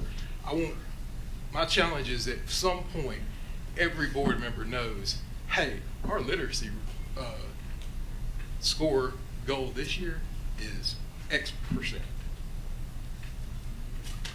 And that's my mission, and that's my challenge to you guys. So, you know, I appreciate it. Thank you, Mr. Evans. I think that's super valuable for your past 4 years of experience. Seeing something that wasn't done when you did your first contract, and now you see you wanting to do this time, especially as a newer board member. I have a question. Are we going to have a board retreat again this year? I know we had one last year because we were new, but are we going to do one again? You guys. Okay. So my reasoning for this is because of two things. Personally, I think the timing of this is, I mean, we all know there's like elections going on next year, and while this could look a little bit different up here, who knows? I would hope that we could use that time at a board, like in a board retreat, where we actually come up. I agree with you. The evaluation we did this year, like I'm just being real, like the evaluation's outdated. I think we have to strategically and look at something that's a little bit more. And I say that as even somebody that filled it out. Like, I think we need to be a little bit more inundated. I think it needs to be a little bit more built to some of the rationale that you brought tonight. I think that's done in our board retreat, and just like you said, I think last year was just it was weird because that was really the first time we all had extended amount of time together, where it still kind of felt like it was getting to know each other. I don't think that's going to be the case this year because now we've all been on the board for 2 years. I would argue that we use that time for that specifically. So regardless if you decide to, you know, whatever happens, you can leave here knowing that you did put that into place and that we did. I think that would be the time to do that. I brought this up in the study session last time when I had like a really, I talk about sports because I do come from a college football background. when I went to, right before I was going to go to Ole Miss, I had a job lined up to work there, and the coach got fired, and everything fell through for my position, where in the spring of my senior year of college, I no longer had a grad assistantship, no longer had a job, and I saw the chaos that happened within that athletic department. Same thing happened when I graduated grad school, and I got the chance to go work for James Franklin at Vanderbilt. He sat in a meeting on a Tuesday and told us he wasn't leaving, and on that Wednesday he left for Penn State. And while Vanderbilt is now a top 10 team, it took that long for that school to be relevant again. I'm taking the person out of this and looking at the contract. It's what we have in place is bad. It's outdated, and I'm looking at all these other school districts around us. And it's not even just the base pay. I agree that we need to have some of this in there. We are not set up for being. There is definitely going to be some really high candidates that would look for us and people that would want it so bad. I don't discredit that at all. But take him outside of this. If he decides to leave tomorrow, I don't think we're competitive. And if we want the best, we need to have a good contract. And I do think that some of this needs to be in that contract so they know what job they're signing up for when they come and apply. So we're not handicapping them before they accept or look into something. But I think that needs to be determined, something like a board retreat with this group right here. So that would be my thoughts. Thank you, Mr. Evans. Mr. King? Yeah, and I'm looking at this contract for the Knox County Director of Schools where Mr. Langford got this information. And I'm just going to express I would like to look over this a little more. It looks like a very good contract with some things that I find very attractive just upon first glance here. And I would like to explore this a little further. I don't feel like I'm ready to vote on this amendment tonight, but I feel like I think it's worth looking at. And should we decide to explore this maybe in a couple of weeks. So, Charles? Yeah, I just did a quick search on the TSBA website, and they have services for boards like us for superintendent evaluation. So, I mean, we don't have to recreate the wheel or figure out something that may not be relevant or effective or what we need, but there are options out there where we could, again, do you put the metrics in a contract or do you put the metrics in an evaluation? Where I sit right now, I see it more on the evaluation side, and I do think that would be something that a study session and get some help from the TSBA, figure out what we need, and because you can tell there's people that support, there's people that don't support, and we just want to have it where it's objective and fair, and make sure we continue to have, at the end of the day, are our kids getting better? Are they more suited to succeed in college and life? And that's what I'm worried about for my kids. And again, I think he's done a great job since I've been here, especially the metrics that I'm looking at. So again, if we need to have that in there, then I don't think we do it by by the seat of our pants. I think we need to sit down and figure out what needs to be in there and think it through. Mr. King? Yeah, I just want to make one quick comment. I did look up so we have 45 days before a general election and then 30 days after an election where we can't modify a contract. So we have and it's not a primary, but so the general election I believe is in next August. So we do have plenty of time. Just wanted to point that out. It's 45 days before, 30 days after to modify a contract or terminate or whatever, any kind of contract negotiation or for a director of schools. So just wanted to lay that out. Thank you. All right, before we vote on the amendment here in just a second, I do want to mention, I know we're talking about metrics. I know we're talking about the director's evaluation. If you've been at any of our study sessions in the past 2 years, since you all served as board members and then previously, there's a lot of analytics that go into decisions that are made. There's a lot of analytics that are made at the school level. When we're having, when the director of schools is meeting with principals, year in and year out, they're setting goals based on the results of testing and other metrics they're looking at as well. So, you know, when we're looking at metrics, we're talking about what those metrics should be. I am a little concerned about putting any metric that's tied strictly to test scores. I think there's some value in the test scores, but I also think that's a one-day look at how a student performs on that day. And so I think any metrics that as a board, it takes time for us to look and analyze and say, what is it that we think as a board is important for us to measure? And then make that decision and let the school system know, so that all the principals, so that everyone else understands what we're looking for from a performance standpoint, in addition to just the director. Because it's not just the director, he's our only employee, you know, but we're elected as officials here in Sumner County for the entire school system. And that's what our mandate should be outside of just the director of school. Are we doing everything we can to make sure all of our students, all of our staff, all of our administration is performing at the level that we expect? So with that, we're going to vote on the amendment. A no vote on the amendment, a vote of no on the amendment will fail. Vote is yes. The amendment will pass, and then we'll be back on the main motion, depending on what the results of this. If I may, I mean, I kind of, you know, I read the room here. So I'm just going to change my, amend my motion, or change what I originally motioned. So my motion was to amend, but do it tonight. And I realize that's not fair to you all. So I will just motion that we defer that to a study session to discuss these metrics to the very next one. So I would suggest that we vote on the amendment, and then we get back to the main motion, we can make a motion to defer. Okay, well, we can do that too. If that makes sense. That way, we're just moving didn't the wanna- whole discussion of the contract versus just discussion of an amendment to a future date. Right. That makes sense? So I'll take that motion. As Give me long just a as second. the vote now does not destroy the potential of bringing it back. We will allow you to bring that back up. All right. Mr. Johnson, roll call vote for me. Yes, sir. Ms. Hayes?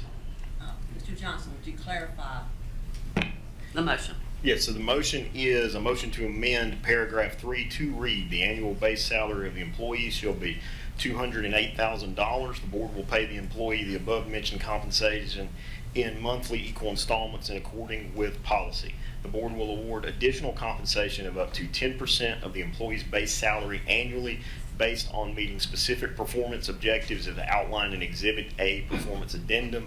Any increase in pay shall be equal to, but be limited to, any increase approved by the board or for certified employees of SCSB. And as Mr. Daniels said, yes vote is for the amendment, and no vote is against the amendment. No. Ms. Tucker? No. Mr. Lancaster? Yes. Mr. Evans? No. Mr. King? No. Mr. Hollis? No. Ms. Brennan? No. Ms. Stewart? No. Ms. Barnes? No. Mr. Lacy? Yes. Chairman Daniels? No. Motion fails. All right, now we're back on the main motion. All right, I'll do it now. All right. Now I'll motion to defer till we actually can sit down as a group and talk about what our goals are and add some performance type stuff to it and that type of thing. However you want to put that in Do I I have a actually second? typed that one out. This is, you know, you get the seat of my pants motion So there. just to clarify, your motion to defer the vote on the contract, correct? Defer the vote on the contract so we can discuss adding a Yes, so it'd be a motion to defer the contract. Got a motion, do you have a second? I'll second. All right, I've got a second. All right, Ms. Johnson, do you want to go to roll call vote again? Yes. Yes, sir. I think we should have discussion. That is a motion that we could discuss. Okay, a motion to defer? The motion to defer. Okay, all right, go ahead. So I'll offer some other additional reasons why I believe we should defer. One is, and I'll just say it again, our board attorney's not here, and I have really serious questions and concerns about paragraph 2. Especially the statement in the contract that says, quote, "The parties hereby waive, supplant, and supersede by agreement any statutory, rule, or policy provision they have the legal power to alter." I I was doing some research on this. It sounds like, in plain English, both parties are agreeing to set aside parts of Tennessee law and local board policy whenever they think they can, or whenever we think we can. The problem is we can't. A school board cannot waive or rewrite state law by contract, and a director of schools cannot redefine duties that the legislature has already established. TCA 49.2203, 49.2301, the powers of both the board and the director are fixed by statute. The Tennessee Attorney General and our courts have repeatedly said that a public body cannot sign an agreement that conflicts with state law or public policy. Any clause that tries to do so is void and unenforceable from the moment it's signed. This language opens the door to serious financial and legal risk.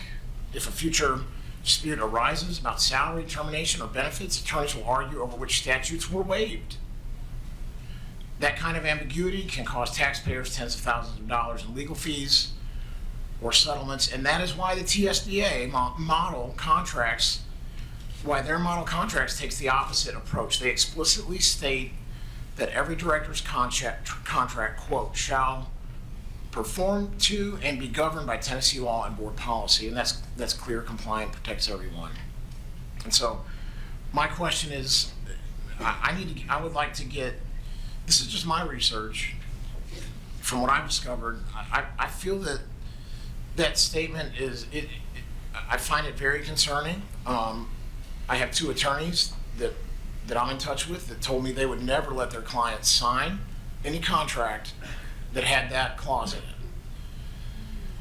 So, to me, that's a strong reason to defer this so we can get counsel from our attorney on that particular clause. And the other one is at the bottom of paragraph 6, it says the board will support the employee and not interfere with his ability to carry out his duties as prescribed by Tennessee law. So my question to the board attorney again would be, what constitutes interfering with his ability to carry out his duties? To me, it sounds very vague. It almost sounds like we work for him and he doesn't work for us, that particular statement.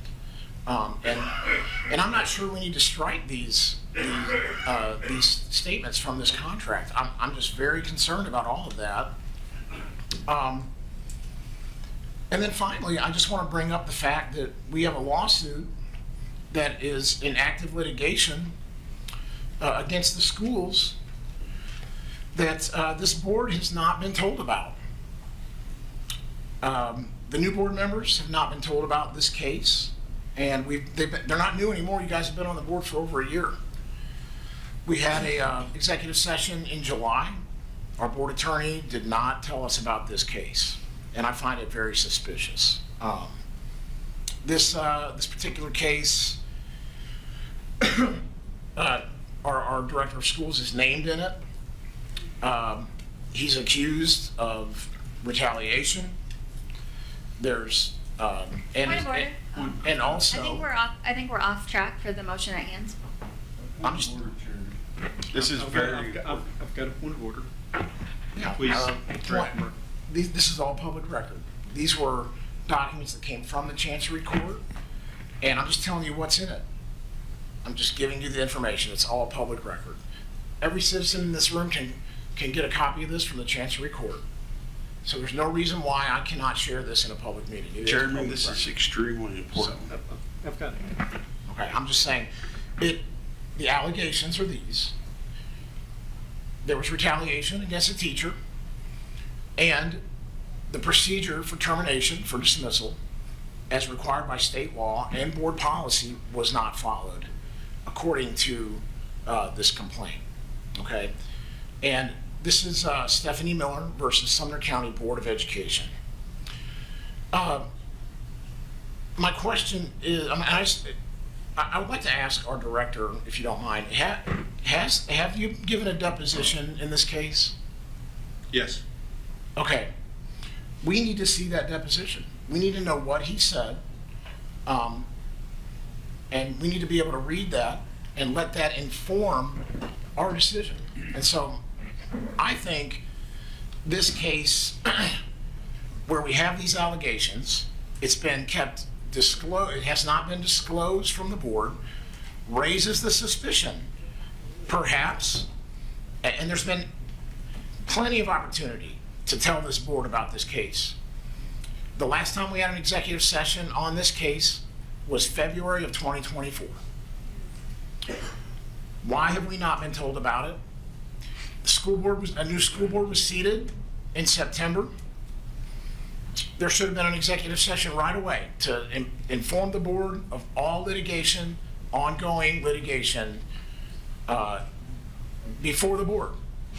And yet we did not get any kind of information until July, and our board attorney did not tell us about this case. I find that strange. Why not tell us? Could it be, and I'm speculating, that the new board members? Point of order, we are off track. We've heard what you said. We understand. Let's stay away from speculation because you don't know the facts. Well, I can offer an opinion. We're going to move on.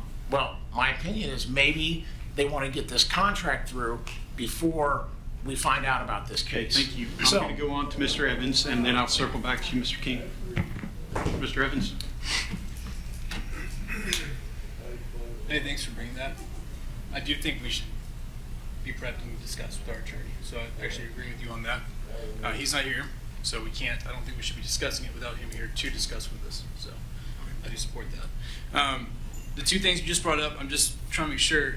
Yeah, the two things that you wanted to chop out of the contract are word for word what they were in 2023 when you approved it last time.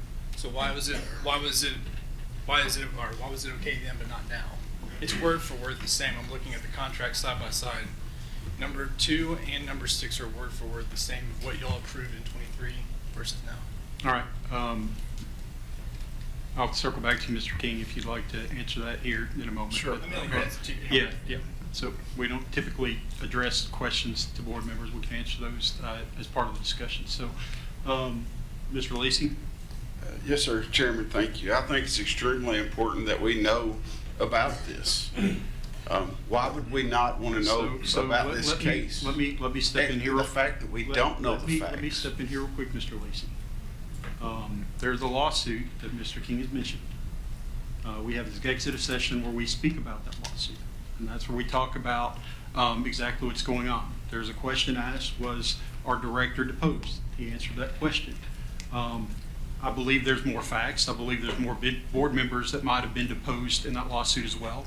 And I think we're bordering on the discussion that needs to be had in the executive session. I will ask our board attorney to brief us on this lawsuit prior to our next meeting so that you can ask the questions that you want to ask. But I would caution against speculation because I can tell you, and you've heard from our board attorney on multiple lawsuits, we have been involved in many lawsuits. And the facts of those lawsuits don't always play out in court the way they're laid out in the lawsuit. That's why there's a trial. That's why there's a judge. That's why there's attorneys to argue it. So when we start speculating before every individual that's charged or bringing a case, then we're doing it injustice to those that are involved in the lawsuit. So I would ask respectfully that we've had discussion on the lawsuit tonight. It's been brought to the attention. I will ask our board attorney to brief us on that in executive session prior to our next meeting, but I would caution against speculation. Yes, sir. All right, thank you. But how can we vote for his contract renewal if we don't know the facts? You told Mr. King you don't know the facts. Well, none of us apparently know the facts. You may because you're the chairman of this board, but we do not know. So how can we make a good faith? We have a motion to defer, and we will vote on that motion. And the board will make a decision on whether we defer the contract or not. It's part of what the board's allowed to do. Any other comments? All right, do we have a motion to defer? I'm sorry, I didn't say that. Mr. King. Yeah, and I'll respond to my colleague from District 4. I did not vote to approve the contract in 2023. As far as that particular clause, I'd have to go back and look if I asked a question about it. But I did not vote. I was a no vote on the contract then. I have the old contract here. So I'd have to look and see what were my reasons for not voting on the contract. That was probably one of them. And, you know, I'll just say that over the years, there, and for you guys that are new on the board, well, you're not new. You've been on here a year. There's a big learning curve. I may not have known to ask the question about that, but it has been brought to my attention now, and what I did 3 years ago is, I think, irrelevant. This is what's before us now. I didn't vote for it then, so I can't remember why. I mean, I'd have to go back and look at my notes. So, but I did not vote for this contract in 2023. Mr. Hollis?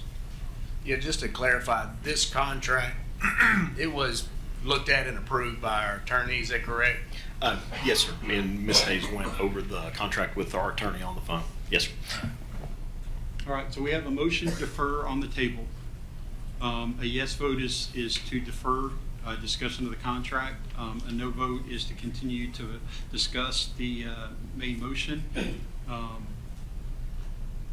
and continue discussing. So can I get a roll call vote, Mr. Johnson? Yes, sir. Ms. Hayes? I vote to not defer.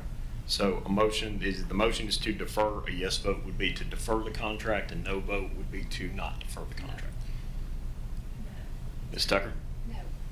Mr. Lancaster? Yes. Mr. Evans? No. Mr. King? Yes. Mr. Hollis? No. Ms. Brennan? No. Ms. Stewart? No. Ms. Barnes? No. Mr. Lacy? Yes. Chairman Daniels? No. Motion fails. Motion fails. Back on the main motion. All right, seeing no comments, then we will. I do. Okay. Yeah, I want to talk a little. I have something to share about this.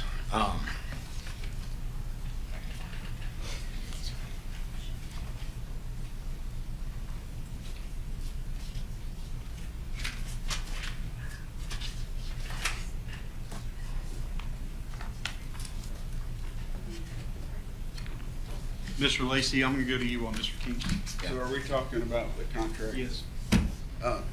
Like I said, me and the director, we've got along.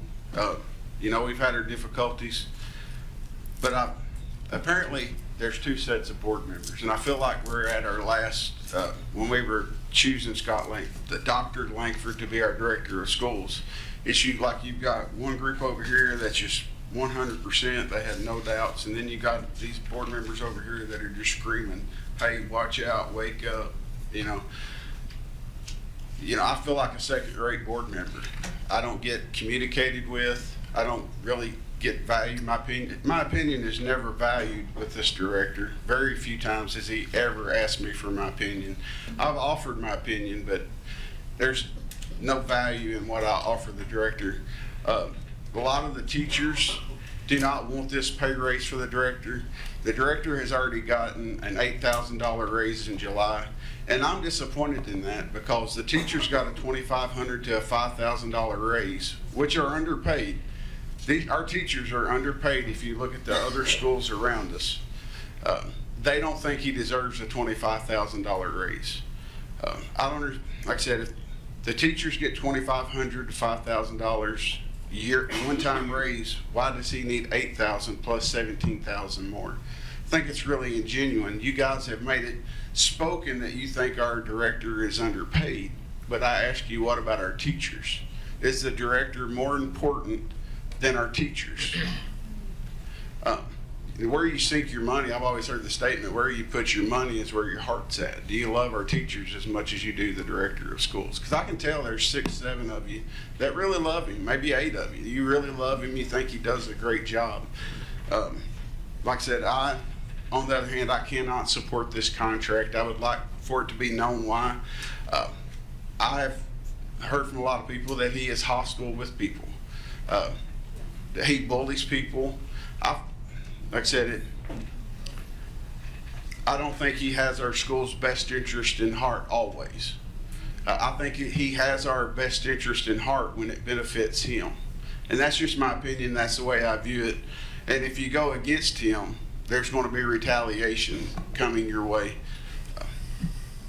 So, like I said, I cannot support this. And I'm saddened by y'all just seem so gung-ho no matter what that you're just going to rush this through. You're going to kind of just ram it through no matter what. We've gotten 2 or 3 emails in support of the director to get a $25,000 raise, and we've gotten 30, 40 emails saying, hey, there's something wrong. He's already gotten an $8,000 raise. I mean, that's really good. And then we're fixing, the board will give him $17,000 extra here in a minute. I know it's going to pass. We're wasting our breath. But I would think that I would like to see the director try harder to work with all of us. And like I said, I've been on the board almost 3 years, and I feel like and that's fine, but I've never really gotten respect from this director. I would like to. I feel like Dale Phillips tried to offer an olive branch, but not with this director. It's kind of like you're either for me or you're my enemy. And I'm going to stop with here. And we know that someone put out a story this week, and it's not a story, it's a fact. This director has called people. Am I out of time, Chairman? Am I allowed to speak? Okay. This director, we know for a fact that he has called people publicly fascist. On Facebook publicly. And you guys are full steam ahead ramming this through someone who calls people fascists. I mean, how is that even right? Well, we're in, 2025? Everything that's transpired in America, and you don't have a problem with that? I just find it really alarming and really sad. Thank you. Thank you. I would point out that, I think we've all been called names by a lot of people across the community. Fascist is not a really nice word anymore. I think we've been called a lot worse by a lot of people, so I appreciate your comments. I'm going to go on to Mr. King. Yeah, I just want to share some things. Bear with me. I have a right to give a speech according to Robert's rules. And I do want to share some information about how we got to where we are and highlight a few things that occurred during the first director search in 2023, because I think it's relevant to know how we are, how we got to where we are right now. The school board made a deliberate choice to disqualify every principal in our district from consideration by introducing new qualifications that were never before required. They added a mandate for central office experience and a doctorate, fully aware that this would knock out virtually all of our principals from qualification. People who I believe the board knew had far more grassroots support from the community than the board's preferred candidate, Dr. Langford. In other words, the board chose to change the rules to clear a path. They knew that several of our principals would have drawn far more backing from staff, parents, and citizens, and so they effectively removed the competition. This decision ran directly counter to what our community actually prioritized.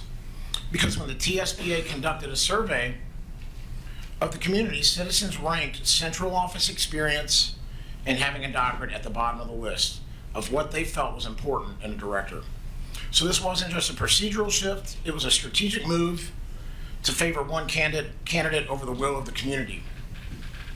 Now, what about the TSBA in the process? We entrusted them to do our search, to do a fair director search. Instead, after receiving numerous applications, they presented us with just one candidate, Dr. Langford, and then took the unauthorized step of sending rejection letters to all the others, telling them they were no longer being considered. That alone was a breach of their role. But it gets worse. I later learned that one highly qualified candidate reached out to the TSBA to apply, and they were directly discouraged from doing so. The TSBA told the candidate that Scott Langford was already the front runner and implied that their application would be pointless. In my view, this was a blatant attempt to shield Dr. Langford from competition because they knew this candidate might have had far more community support. After the TSBA was removed from the process, our board chairman reopened the search and invited those who were previously rejected by the TSBA to be considered for interviews. That same candidate who had initially been discouraged then applied directly to the board. Instead of being fairly evaluated, 2 board members accused this candidate of being unprofessional and subverting the process and was ultimately disqualified. This entire chain of events reveals the truth. The search process was never legitimate. It was manipulated from the beginning to protect a predetermined outcome, not to serve the best interests of our schools and our community. Dr. Langford signed a 4-year contract with us. He agreed to its terms and compensation. Now he wants to change it. On what grounds? What has he accomplished in 2 years that suddenly warrants a substantial raise? What did that central office get us? Last year, he made a $7.7 million mistake in the budget, one that every board member voted to approve based on misleading information. He later acknowledged the error, but instead of taking responsibility and correcting it, he turned it into a political fight and blamed the county commission, accusing them of violating public trust by not giving the schools that money. And I don't believe for a second that it was a simple mistake. If you watch the video of our meetings, it's clear that this was a calculated and manufactured political hit job on the commission. One thing that stands out to me as proof that this was intentional was, I was thinking about the budget meetings last year. We were all given the pay scales. And we were given the pay schedules, and then they were taken up. And we were told that we couldn't keep them or make them public because the county commission hadn't voted on the budget yet. Well, you know what happened this year? We were given the pay schedules and the pay scales, and they were immediately made public, shared with employees. It was circulated on social media, all before the county voted on the budget. And that tells me that they knew. He knew there was going to be a political fight over his mistake. Hey, Mr. King, I'm going to let you finish your speech, but I just want to clarify. When you're saying that he knew and you're making accusations, I just want to clarify these are your opinions. That's exactly right. All right, thank you. We also knew it was a ploy because it turns out there was $143 million sitting in our reserves, and we didn't need that capital money from the county at all. Maybe that's why when I asked during the budget meeting in June of 24, if he could tell us how much was in the reserves and give us a breakdown, he began berating me in a public meeting and saying I was insulting the CFO for asking the question. Maybe the reason he did that, and this is my opinion, maybe he refused to give an answer because if the public had known the amount of reserves, he could not have waged a political fight with the county commission over funding. Funding he claimed was essential to protect teacher raises, athletic facility bids, and the purchase of AED devices. I guess students were gonna not have their AED devices and if the county didn't approve that funding. That was a lie. That was a complete lie. He turned that lie into a rallying call. He even encouraged students to show up at a political rally, the Teachers and Bleachers rally. Y'all remember that? Built around this false narrative where a citizen offered $10,000, a donation as a bribe to whichever school brought the most students. That's not leadership. That's exploiting children for political gain, and Dr. Langford encouraged that. And speaking of exploiting children, he also asked students to make videos of themselves about voting and send them directly to his email so that he could post them on social media. Not to our district's communications department or social media coordinator, but directly to him. That's not only strange, it's inappropriate. When criticized, he tried to claim people were attacking him for promoting civic engagement. But if that were true, why didn't he do the same thing for the August election or the November election? Why the March primary of all elections? Well, turns out during that time he had stated publicly that his job was in jeopardy, that he felt threatened. Again, that's exploiting children for political gain. In my opinion, that alone is grounds for dismissal. At our last meeting, a colleague accused Board Member Lacey of dereliction of duty because he voted for the budget without realizing that it included a raise for the director. But I'd like to ask my colleagues, during the budget meeting, When Mr. Lacey asked the question, how much is in our reserves? We were told by the director that they did not have an answer. Were you all derelict in your duty when you voted for the budget without that information? That's exactly why I didn't vote for it. Now, here's the thing. I don't think we can all necessarily be blamed for that. What are we supposed to tell our constituents when they ask us how much the schools have in reserve? Nobody on this board can give an answer because he refuses to give us that information. We've asked so many times. We're being asked to make major financial decisions without being given all the information. That's just not acceptable. That's insubordination. He works for us. He must be transparent. And he doesn't follow board policy, which is the voice of the board. He routinely fills positions without posting them. Our board policy requires positions to be posted for applicants. This new contract appears to give him even more freedom to continue doing that. He violated our nepotism policy by creating an office position for the wife of a principal at Westmoreland Middle School, while at the same time cutting a CDC assistant position. Clarify that this is your opinion. That some of this is factual. No, this is your opinion. A point of order, Chairman.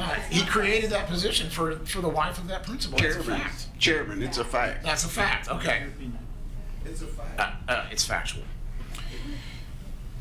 It's also factual that a CDC assistant position was cut at Westmoreland High School. A position that, in my opinion, and the opinion of many others, was desperately needed. And after a recent IEP meeting, and I have the permission to share this, it was determined that cutting that position put that student at risk. The district has since been forced to reinstate it, a position several of us fought to keep, fought hard. The employee whose position was cut, think about her. She went through an unnecessary ordeal because of that decision. That is not leadership, that is chaos. And what about academic results? Since 2022, we've had an increase of recurring revenue of $80 million. What has that funding achieved? Our 3rd through 8th grade reading proficiency is still below 50%. That means half of our students are still reading below grade level, despite record funding. When I bring up the fact, like one of our speakers did, that the Wit and Wisdom ELA curriculum is failing our students, I'm attacked by cabinet members. We do have a strong AP program that serves about 15% of our high school students, but AP classes are not a clear measure of growth in ACT scores. Those students are already advanced and likely to perform well. We need to focus on the other 85%. And I don't think adding more AP classes is the answer. It's about bringing more rigor to our regular classes. We have an excellent CTE program, but we really need, our attention needs to be on replacing Wit and Wisdom. More and more teachers are telling me it is not working and they're afraid to speak up because it was handpicked by our director. It was never voted on by this board. It was imposed on the teachers and the students without board approval, without the voice of citizens we represent. And it contains inappropriate and questionable material that has no place in our classrooms. Again, that's not leadership, that's chaos. This director has not been truthful. He does not tell the truth. That's not my opinion. That's a fact. He told us he didn't know how much was in the reserves. That's false. If he truly didn't know, he would not have budgeted $86 million of reserves in our budget this year. He claimed the $8 million increase in the stadium bids came from moving football operations under the stands at Hendersonville High School. That was false. Most of that cost was already included in the original estimate. At Beach Stadium, he said that if the home side was moved back another 4 feet, the geotechnical survey would have to be redone. That is just a complete lie, folks. That's not an opinion. He also said moving the stadium back another 4 feet would breach the contract and force the entire project to be rebid. False again. False again. I checked with the comptroller. He said no, wouldn't happen. He told parents there was already plenty of room for the cheer and dance teams and that they were just misunderstood. That wasn't true either. The stadium ultimately had to be moved back 6 feet just to make room. He spreads misinformation and lies on social media. He said the $500,000 Brown House involved principal funds, when in reality it was misallocated county money. He claimed that money was part of a trust that he managed, but it was never supposed to be in the trust to begin with.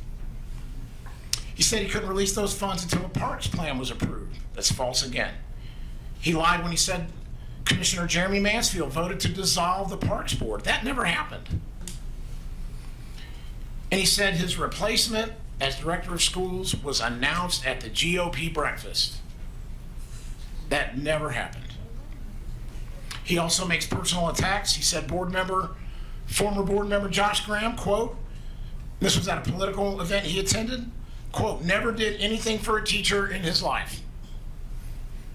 That is a despicable lie. He falsely accused me of being involved in Millersville corruption, even though my only involvement was visiting the elementary school there. And he said I fight, quote, I fight against safe athletic facilities, end quote. I have 2 kids at Beach High School, both in sports and band. Does anyone really believe I want unsafe facilities for my own children? That is a despicable lie. That's not leadership, that's chaos. And I'm gonna close. On social media, he repeatedly ridicules public officials, parents, citizens, calling them fascists, tyrants, bottom feeders, radicals, minion mouthpieces, all because they disagreed with him. This kind of conduct from the director of schools is unacceptable and beneath the dignity of the office. We've lost a lot of good people because of this toxic culture. What he did to Principal Dr. Kathy Vincent at Benny Bills Elementary was despicable. Everyone in the district knows it. Every staff member, principal, they all know that that was a despicable act. She was a respected leader. She raised test scores by massive percentages and brought roughly around 30 third graders who were reading below grade level and worked to get them and was successful in getting them above grade level in just 3 months. A crash course in reading literacy. She was a champion for her staff and for her students, a principal who truly cared about her school. And what was her reward? She was demoted. She was told she was too consumed with the school. Isn't that exactly what we want in a leader? Someone who's dedicated, passionate, and focused on her students? I believe we should give Dr. Langford 30 days notice and hire Dr. Kathy Vincent instead. Amen. Amen. Our schools need a real champion, someone who leads with integrity, not ego. Again, this is not leadership, it's chaos, and it will continue another 4 years if we approve this contract.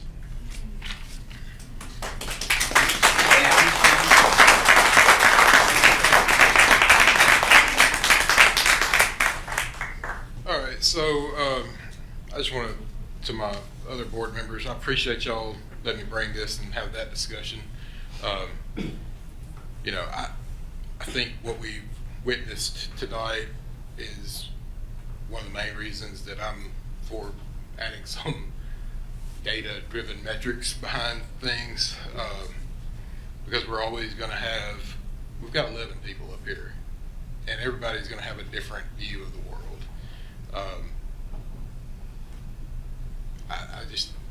I think we've got to take the emotion, or at least as much of the emotion side of the decision out of it, so that we can be fair to ourselves as a board, to our superintendent, and to the community that we serve.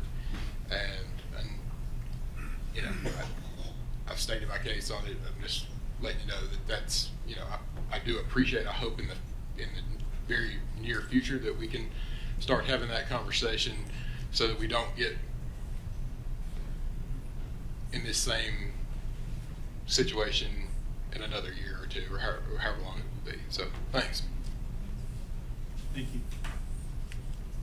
If there are no other comments, you know, again, I think every board member has the right to their opinions, and we have the right to disagree with those opinions. So with that, Mr. Johnson, can we please vote on the director's contract? Yes, so just as a reminder, everybody, we're voting on approving the director's contract. The yes vote is to approve, no vote is against. And with that, Ms. Hayes. Chairman, can everybody turn their mic on and speak into the mic when they vote? Ms. Hayes. Yes. Ms. Tucker. Yes. Mr. Lancaster. No. Mr. Evans. Yes. Mr. King. No. Mr. Hollis. Yes. Ms. Brennan. Yes. Ms. Stewart. Yes. Ms. Barnes. Yes. Mr. Lacy. No. Chairman Daniels. Yes. Motion passes. All right, next item on the agenda is consideration. Absolutely disgusting. Hey, we're gonna take a quick 5-minute recess. Y'all gonna do about next year. So 5-minute recess. Thank you.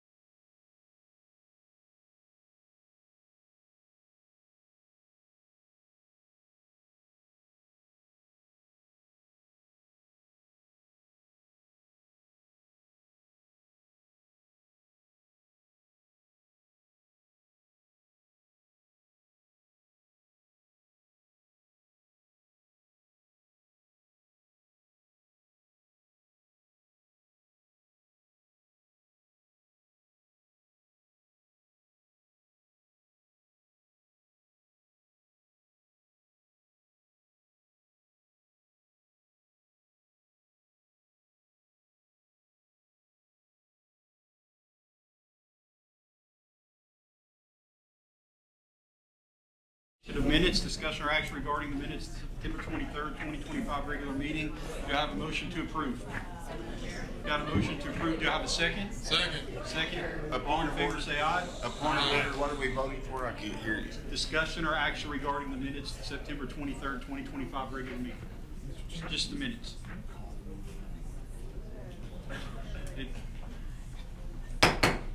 Meeting in order. All right, thank you. We're consideration of minutes, discussion or action regarding minutes, September 23rd, 2025 regular meeting. I have a motion to approve and I have a second. Any comments? Seeing none, all in favor say aye. Aye. Opposed? Motion carries. Next item is matters involving council. Executive session is not needed this evening. Comments from the attorney. Moving on, reports from the director. Dr. Langford, do you have any comments tonight? Yeah, just a few brief ones. First off, thank you for the confidence in the contract extension. I just want you to know it's not something that I take lightly. I value public feedback and comments. I think there's value in our democracy, and I think one of the bad spots that we're in right now is sitting down and listening to each other.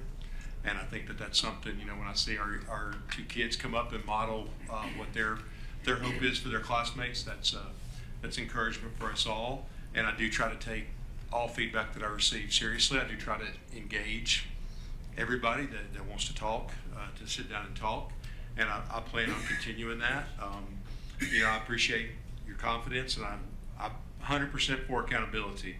I've been a part of every education reform that's tried to improve educational outcomes for students since I became an assistant principal in 2011. My whole life has been lived in schools, and I love this school system, and I will continue to pour my heart into it. I've never shied away from accountability. I believe that I have the best team you could ever assemble, and I think they do outstanding work. With regard to metrics, I think, I'm happy to name some, and let's work towards those.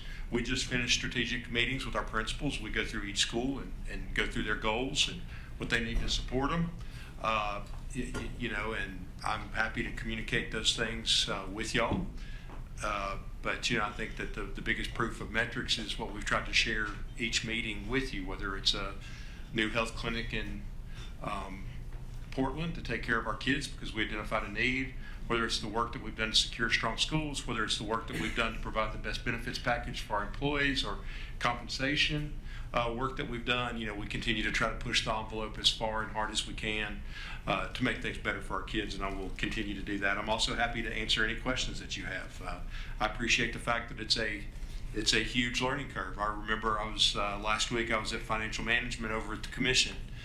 They had to approve a search firm for county finance director. The county finance director is leaving after a long time. It's huge shoes to fill.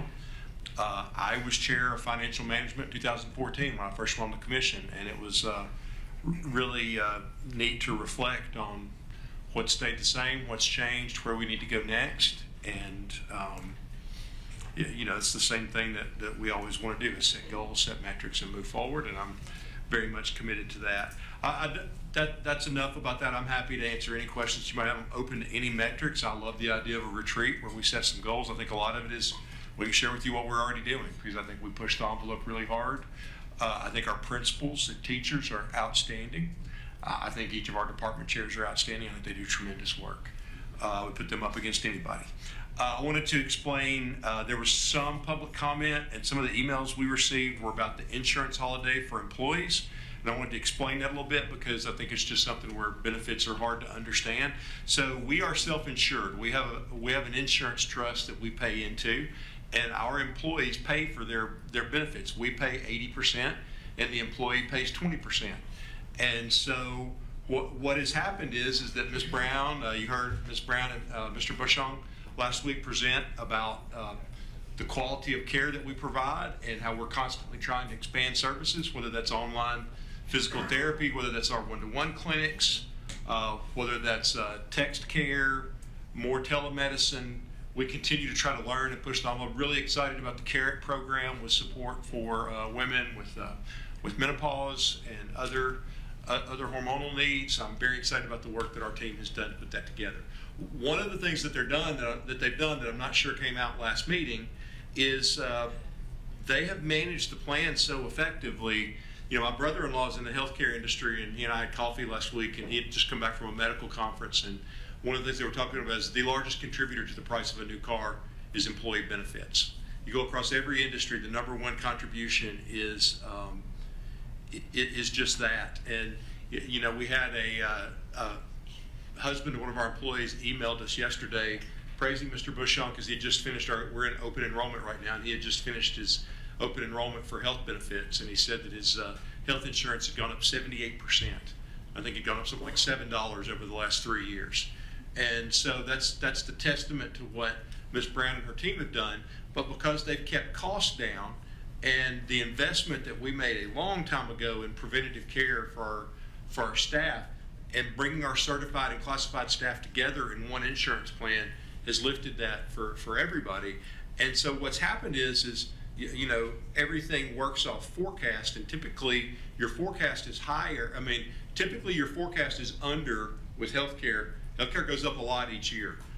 While that's happened for everybody else, they've managed ours so it stays the same price. So what we are able to do, what we are asking you to do tonight, is to vote to extend a 2-month health insurance holiday for our employees that carry our insurance. This is money that they have paid in, and so rather than sit on it or leave it in the trust, we're able to give that back to them because the success in the plan, but also their contribution. So it's a way to reward our employees for something that's come about through good management, because it's a lot on them also, because they participate in a lot of wellness stuff. Like, we all go through health coaching. We do a lot of preventative care. They stay on you.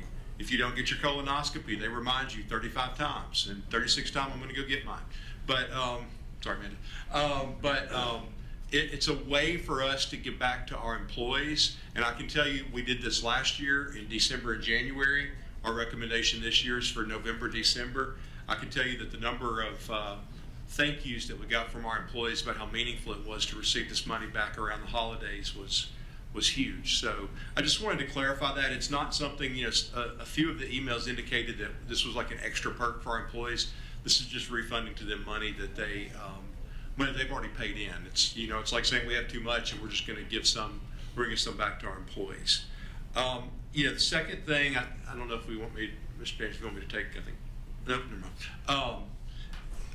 The Innovation Center, you know, I want to be able to give a much larger update when we have a little bit more time. I know we still have some things to talk about. They're going to take some time tonight, so I don't want to take up too much time with my report. I did want to ask, I don't want to put Ms. Brown and Ms. Skinner on the spot, but we had the opportunity to go visit the Williamson County Entrepreneurship Center today and spend the morning with their leadership team and the work that they've done. Their Entrepreneur Center has been running for a couple of years. It's very exciting, the work that they've done. It's really beneficial for us to see what they put together for entrepreneurship. We're attempting to do that plus some more things at the Innovation Center, but it's really good. They're outstanding group of educators that have connected really well into the business and industry community in Williamson County. So before I wrap up with some things, I wanted to see if Ms. Skinner and Ms. Brown wanted to share any of their insights. Well, for me, it was a lot of things that we've talked about that we got to see in real live action on a smaller scale, because we think ours will be bigger and better. But it was really cool to see that the possibilities that are before us and the things that they have done with their students are pretty amazing. So they actually had students in the building actively participating in their programs, and we got to see, you know, all the things that we're discussing and visualizing and planning for. We got to see some of that in, you know, the real machine that Chase is looking at, and those kids presenting and all the things. So it was super impressive. They have a very impressive program, and it was exciting to see those kids excited and being a part of that, and being really engaged in that process. And so it really excites me for our students and our schools. So it's really, for us, it's going to be awesome to be a part of such a innovative thing, and they're been so helpful for us too. Like, I mean, I'm getting his email, I'm emailing him questions. It's a very good partnership. We really appreciate their support. So. He had a lot of student stories where parents were like, I couldn't get my kid to get up and get out of bed and go to school, and like this has changed their trajectory, and thank you so much for just the stories that come along with the work that they've been doing were just, that give you chill bumps. Ms. Scott, could you share a little bit about the competition that we saw where they made the trip to the thrift shop? Oh, this was really Yes. So it's called, they made an upcycle store. So they had a budget where they gave every student $12, and they went to Goodwill and they could pick 3 items that they had to upcycle into something else.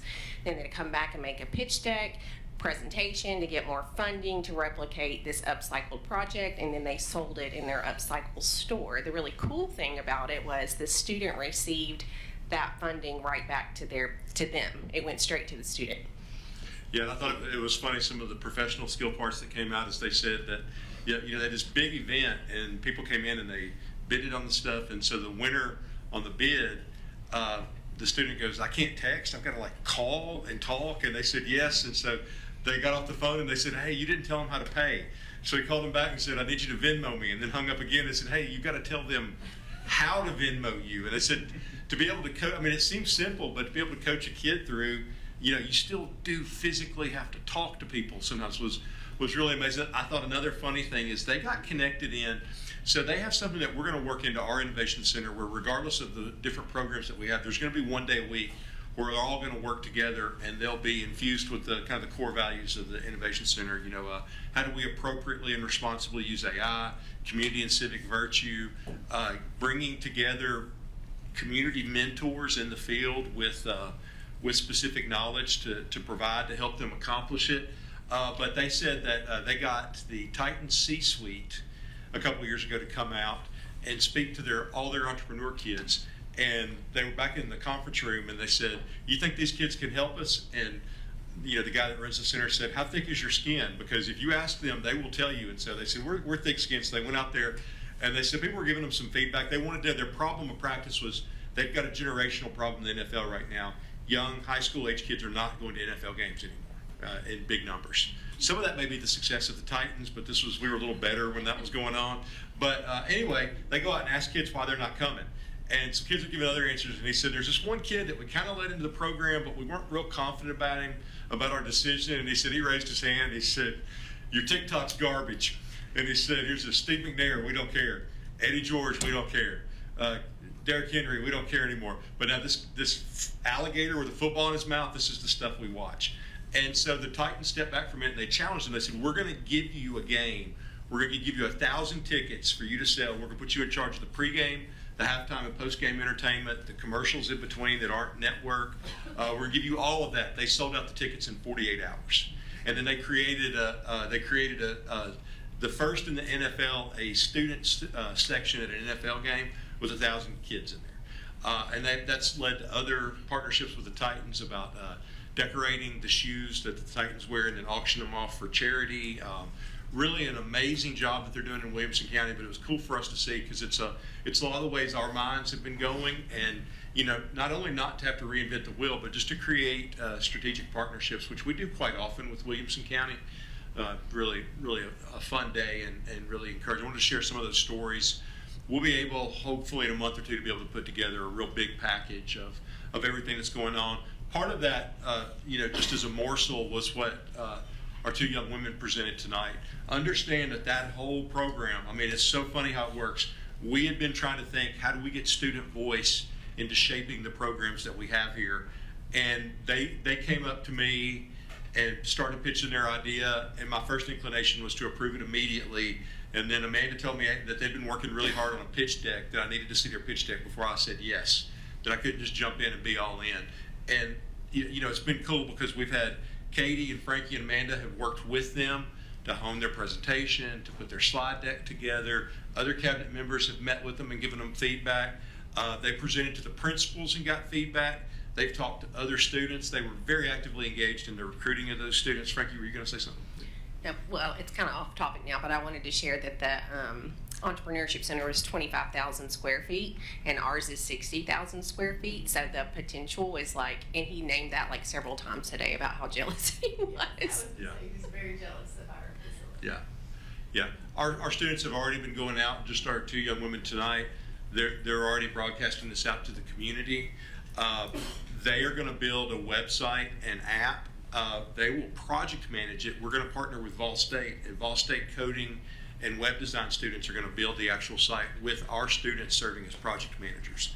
The students will get a dual enrollment credit in Lean Six Sigma with certification in Lean Six Sigma. For project management, they'll complete another course focused on Patrick Lencioni's Advantage and Working Genius. We've received a class that Patrick Lencioni's team designed that we'll be able to integrate with Vol State. So it's 2 very useful certifications and college courses that they will receive. And then, I just think with community service requirements for Tennessee Promise going from 8 hours to 16 hours, their driving thing was they identified that there was a dearth of opportunities for students to do meaningful community service, and they wanted to create an opportunity to make it easier. That has led to other conversations about ways that they can do some things to scale. Mr. Evans, you mentioned, continuity and moving on. One of the things that they talked about is once they get this built out and identify some partners in the community to be able to look that we have about 2,100 kids a year looking for these hours their senior year. Others in various stages, freshman, sophomore, junior year for National Honor Society, Beta Club, different things like that. It's really, really exciting work, and I want to commend especially, all of our team, but I know Frankie and Katie have been kind of helping them, and then that's going to be hardwired into the Innovation Center because it hits so closely the different things that we want our kids to take away. And that's my report. Mr. Evans? I just want to motion to extend the meeting. We're getting close, and we still got a lot of things on the agenda, so I just want to make sure. Yeah. Second. Got a motion to extend the meeting. Another hour is allowed. Got a second. All in favor, say aye. Aye. Opposed? All right. Wait back. Mr. Lancaster, do you have a question? Yeah, I really kind of wanted to pose that, but I guess I'll All right. prove it. Okay. Awesome. I mean, All right. it's, when it gets 9 o'clock, I'm about ready to go to bed. But anyway, the employee medical holiday. Hey, I will say, if you've got questions about that, it is on the agenda. It's item 2, so if you've got... This is just more just to the director. I mean, it's not anything about like how we're going to, I just want to make, are we communicating to the employees that, hey, this may not always happen? Mm-hmm. I just want to make sure, I've been in a boss where you've like, hey, I gave it this year and we could do it next year, but then, time gets tough and you can't do it, but employees start expecting it. I just want to make sure we are really communicating it. Hey, this may not always, I'm 100% glad that it is available and we, managed it well. Just want to make sure we don't get that. 100%. Thanks. Thank you. All right, next item on the agenda is new business. Discussion or action regarding calendar committee recommendation for 26-27 calendar. Ms. Pretty? I'd like to move to approve the committee alternative recommendation 1. I just need a motion. I've got Ms. Brittany, her light was on. Second. So I've got her light was on, she was speaking, she made a motion. So if you want to make an amendment, you can make an amendment. So I've got a motion, I've got a second. That opens up discussion on the, that opens up discussion on the calendar. Could we please get an explanation on the changes to the calendar based on feedback from our study session? Yeah, the feedback, Mr. Daniels, was after the feedback from the community, from the meeting and everything, was to have it listed on the calendar as Christmas/winter and Easter/spring. And then we moved one day. There was a lot of conversation last time about we've got that election primary in August of 27 on a Thursday, so kids would go to school for 2 days, then be off for election day and come back on a Friday. So we would move that election, or excuse me, that day from before spring, or the Friday before spring break in the spring to the Friday following the election day in August. And you can see that there on the calendar. We asked Dr. Yon to communicate with the committee for feedback about what they thought about those proposed changes. 77% approved the change and 23% disapproved the change. So again, this was based on feedback from our last study session, and the committee has as you said, supported the change that we'll be voting on tonight. So with that being said, comments, discussion? Ms. Brittany? I just wanted to share that a big part of the feedback that we got or that I got when I talked to my constituents was around that first week and how it was structured. I went ahead and shared this alternative calendar, and I got very positive feedback on this from, in particular, teachers. They appreciated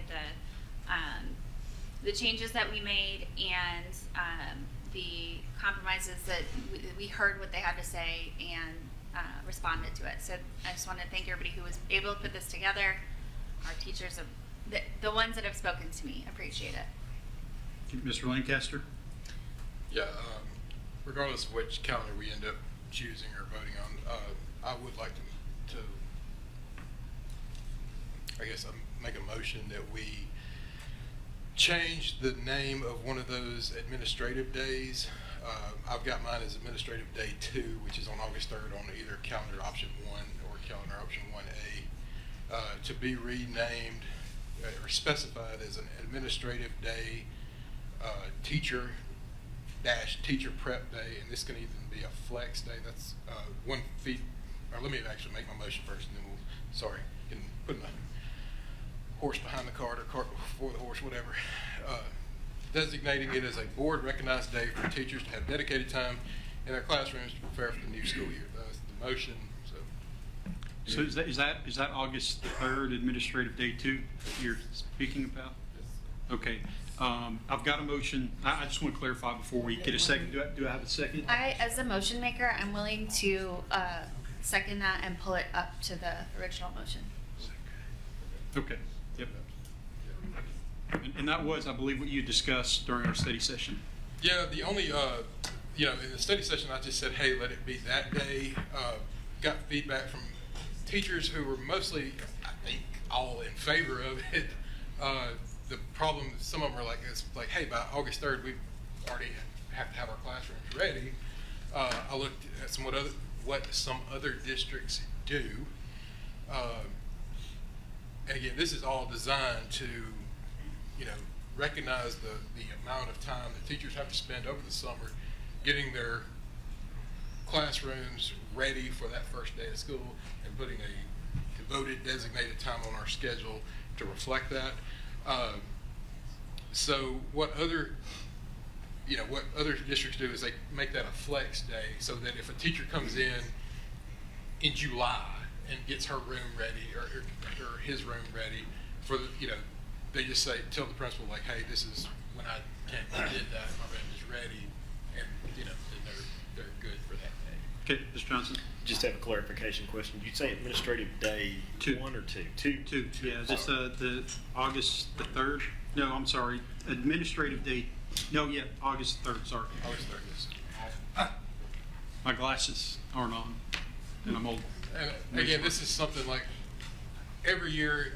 The biggest feedback that we get from teachers is like there is just not enough time on the calendar between trainings and administrative meetings and everything else to get our, and different schools do it different ways. So, Yeah, let me just ask a question. I mean, this is listed as an admin day, so whether we flex it or not could be a future board decision. I would really like, because here's my concern is, like, if I'm a new principal, for instance, I may need both those days because I'm rolling out new things, new procedures and things like that. You're putting that principal in a really tough spot if all the other schools are flexing that day. I'm not opposed to teachers having but I would like for us to have a little bit of time to put something together. And we're not really talking about making a fundamental change to the calendar. We're just talking really about, my recommendation would be, is this something that we could come back to and visit, and let me get my team to look at it and talk to some principals. We've got a principal meeting coming up and see what their thoughts are, because it's going to be, usually what we've tried to do is leave our schools with the autonomy to manage those administrative days at the school level. And I'm a little concerned about removing some of that autonomy from our principals. Mr. Lancaster, would you be open to that if we added that to a study session on a specific date in the new year? Or I guess my only question is, like,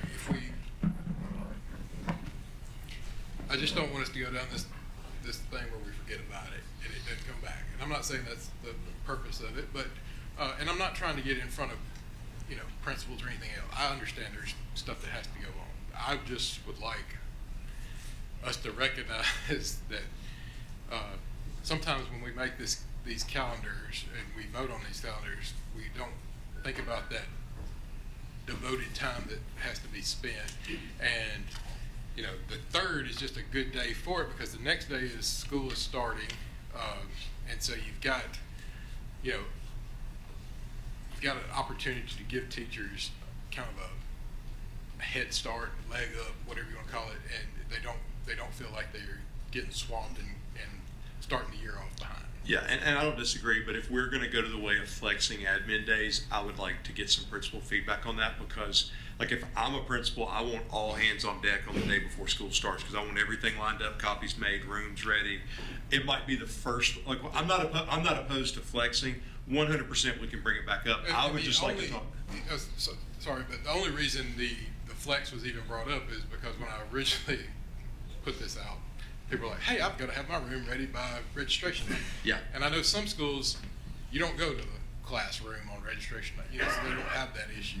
But, some schools do. So I was like, well, if we, that's the only. Yeah, and it would be a little different by grade band.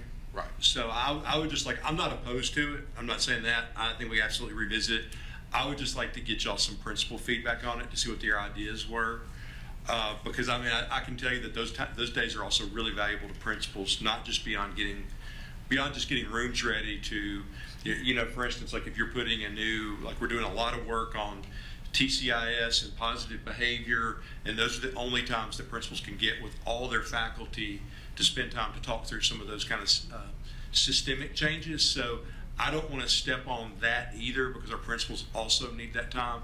While 100% I hear the need for teachers to have more time, I just want us to have the opportunity to, study a little bit. Can I ask a question real quick? When are you going to have those principal meetings completed? No, I'm saying we'll have a principals meeting with everybody together, and I can get you feedback then. It is November the 13th. November the 13th. Yeah. So we don't have a study session in December. So would you be comfortable with having that on the study session in January or February? I don't even know that we have to have it on the study session necessarily. I mean, we've got to turn back. Well, I think we can approve this. Pending the motion, I think we can approve this as it is, right, with the understanding that we're going to come back at a later date. But for your sake, I want to try to say, hey, I want to get it on a study session so that it doesn't get dropped. I don't think it will get dropped, and say, hey, in January or February, so that we can have the discussion, so that we can communicate to the teachers. Exactly. And we also have to come back and vote on unions calendar next month. So that'll be another time that it's kind of fresh. So even if we come back next month and you've had the opportunity to if I can get you the feedback in a usable form. We just say, hey, we're just going to. But we can definitely do it. We can definitely add it, Mr. Johnson. We can put that on the January study session. Okay. Are you comfortable removing that request for now? Yeah. And then we'll come back and revisit it. You got my word. We'll come back and revisit. Totally got it. Yep. Get it out there. Okay. Yes, sir. Gotcha. All right, Mr. Lacy. Yes, sir. I'd like to make an amendment. Okay. Apparently somebody changed it to Christmas to winter break. And this is important to a lot of people in our county. I'm sure there's some that don't approve. But it's Christmas. If you think about Portland, Hendersonville, Gallatin, they have a Christmas parade. They don't have a winter parade. It's the Christmas season. They don't have a parade on Christmas Day. We all know that it's the Christmas season. Why do we have to be political correct to put winter break on? So your amendment is to change it to Christmas. Is to remove /winter from the calendar. Yes. Okay. All right. We have a motion to remove /winter from the calendar stated December 21st through January 1st. Do I have a second? Second. I've got a second. All right. Discussion.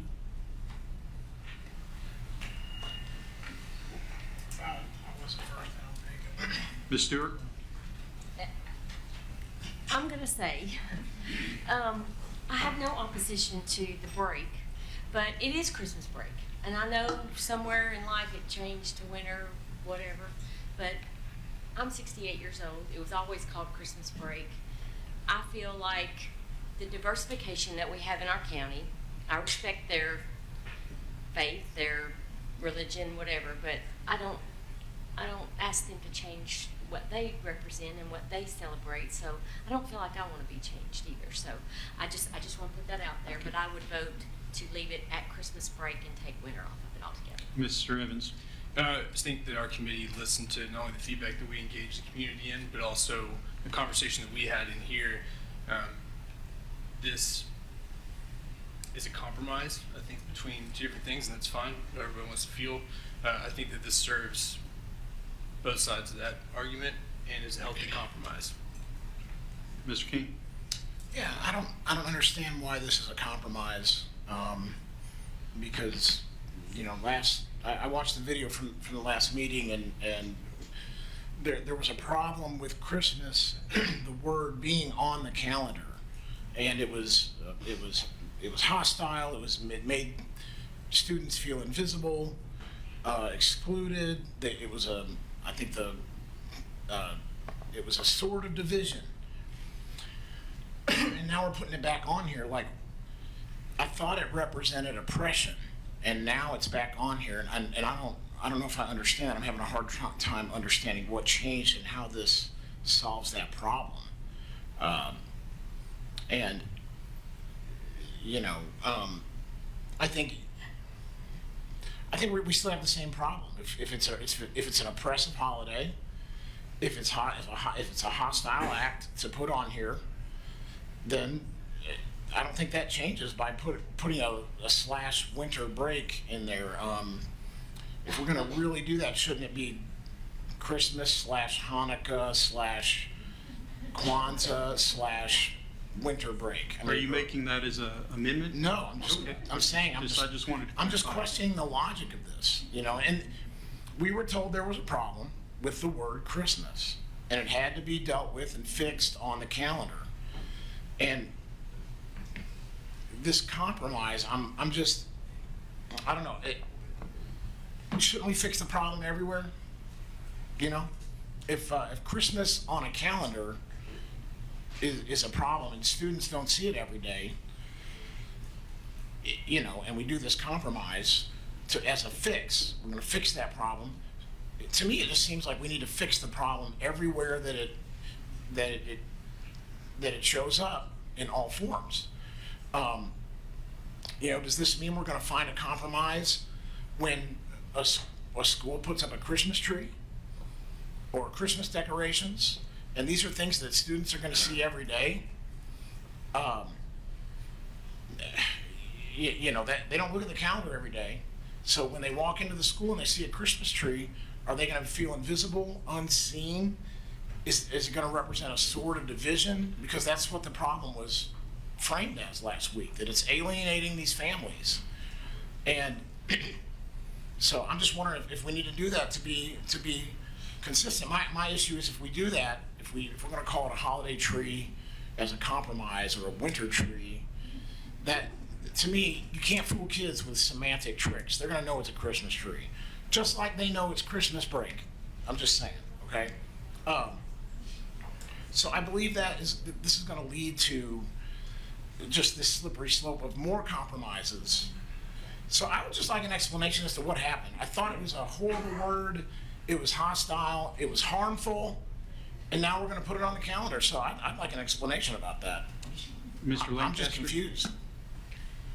Yeah, I'm going to piggyback a little bit off Ms. Stewart, simply in the fact that, you know, she said she's 68. I'm not quite there, but I'm 44, or will be in a few weeks. Lord knows I do not want to have this discussion about what we call something on the calendar, either Christmas or winter.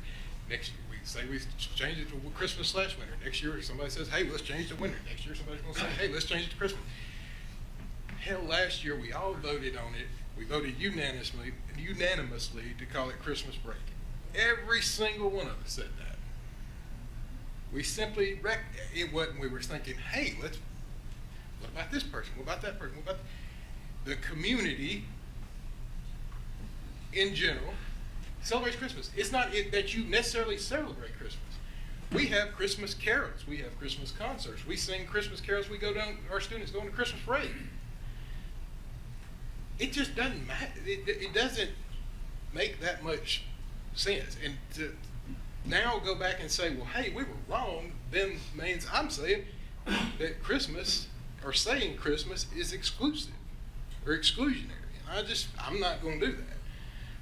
But the bigger point in all of this is we got to come up with bigger things to focus on as a whole. You know, there are things that we can unite around, and there are hills that I'm willing to fight to the death on about our school system.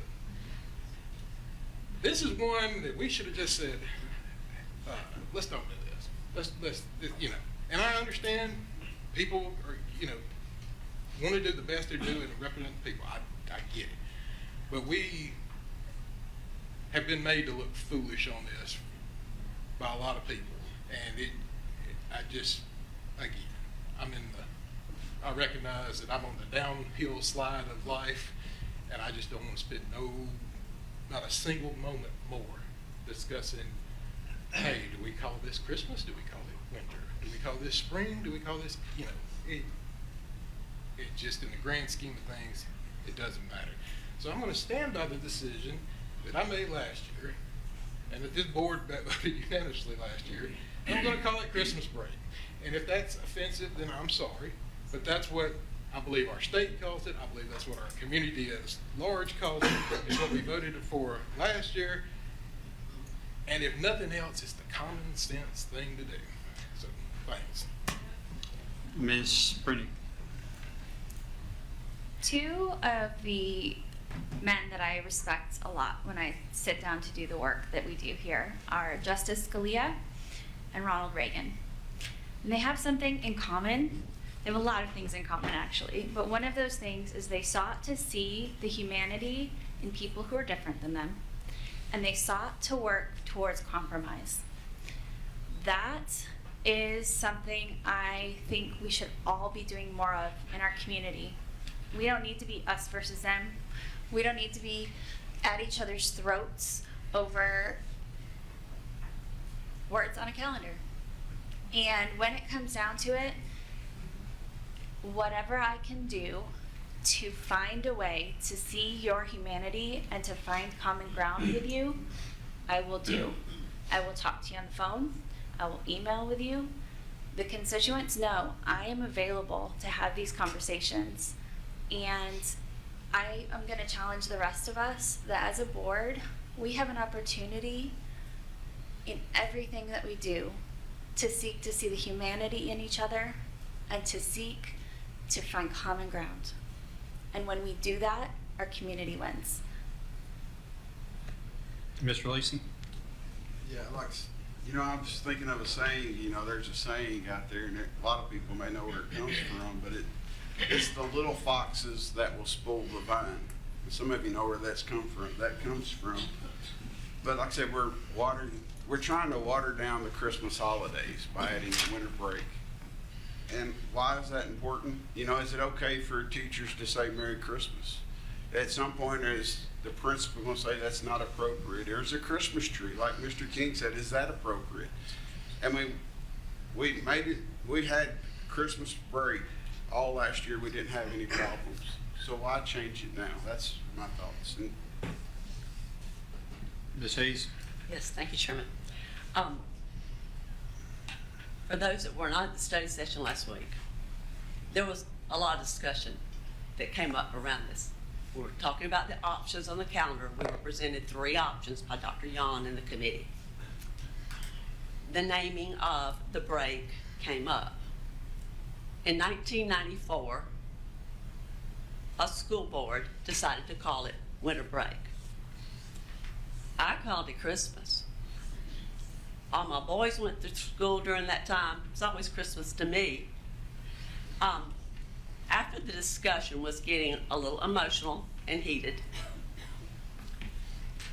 and I think Mr. King said he listened to the meeting or watched the meeting, because I was pretty exhausted and trying to find a compromise with this, I suggested whatever option we choose on this board for the calendar to follow for the year, that we put out one calendar that said Christmas, the same matching calendar. One said Christmas, one said winter break.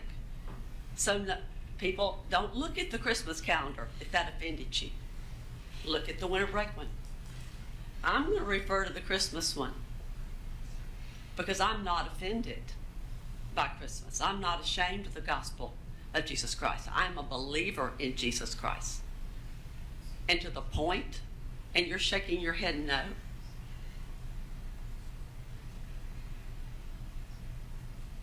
I'm a believer in Jesus Christ.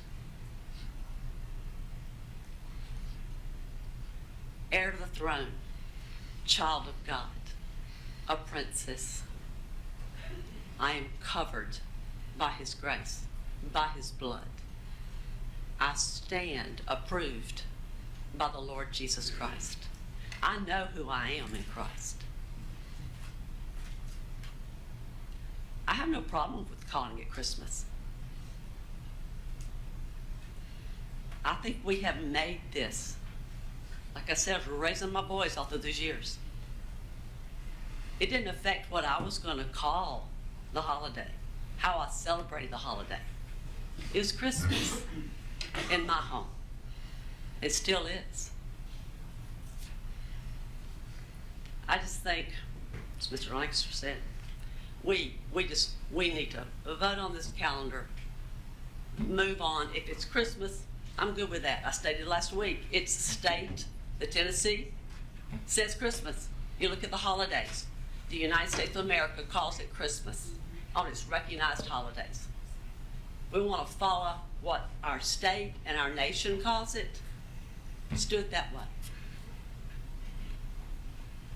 But I will state, I'm not ashamed of Christmas. And anybody who decides that they want the winter Christmas, the Christmas winter / however you want to look at it, I'm going to respect that person for who they are. We can agree to disagree on some things and not making it so divisive.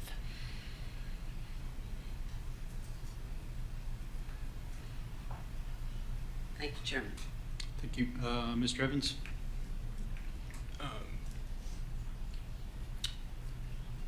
Okay. So, the reason it came up, the reason why I brought it up, was last year was brought up as an amendment. We voted on it with no public input and no chance to hear from our constituents. I'm sorry, but we did a bad job as a board because we did not represent everyone by getting their feedback. It doesn't matter if we did, it should have gone to a study session. We should have gotten the feedback. We should have come in and write that one out. We didn't do that. We didn't allow for public comment on it.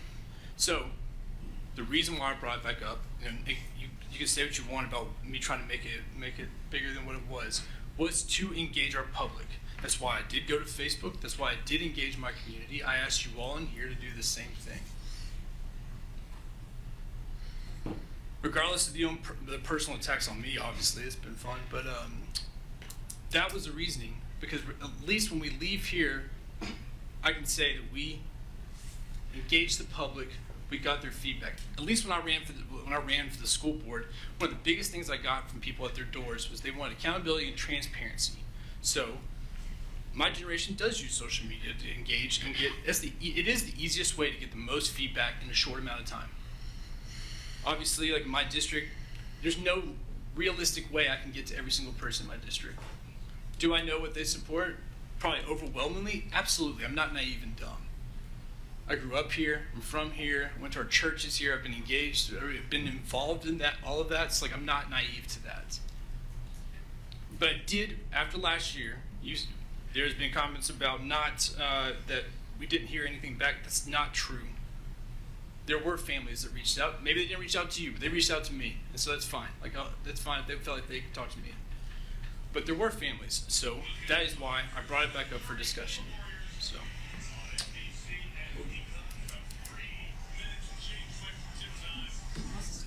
What's the score?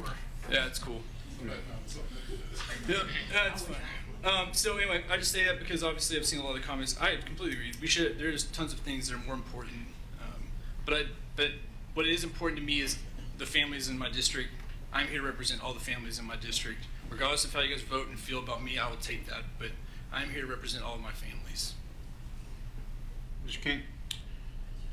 Yeah, so for me, the idea of this compromise is kind of admitting that Christmas is so controversial that there needs to be a compromise.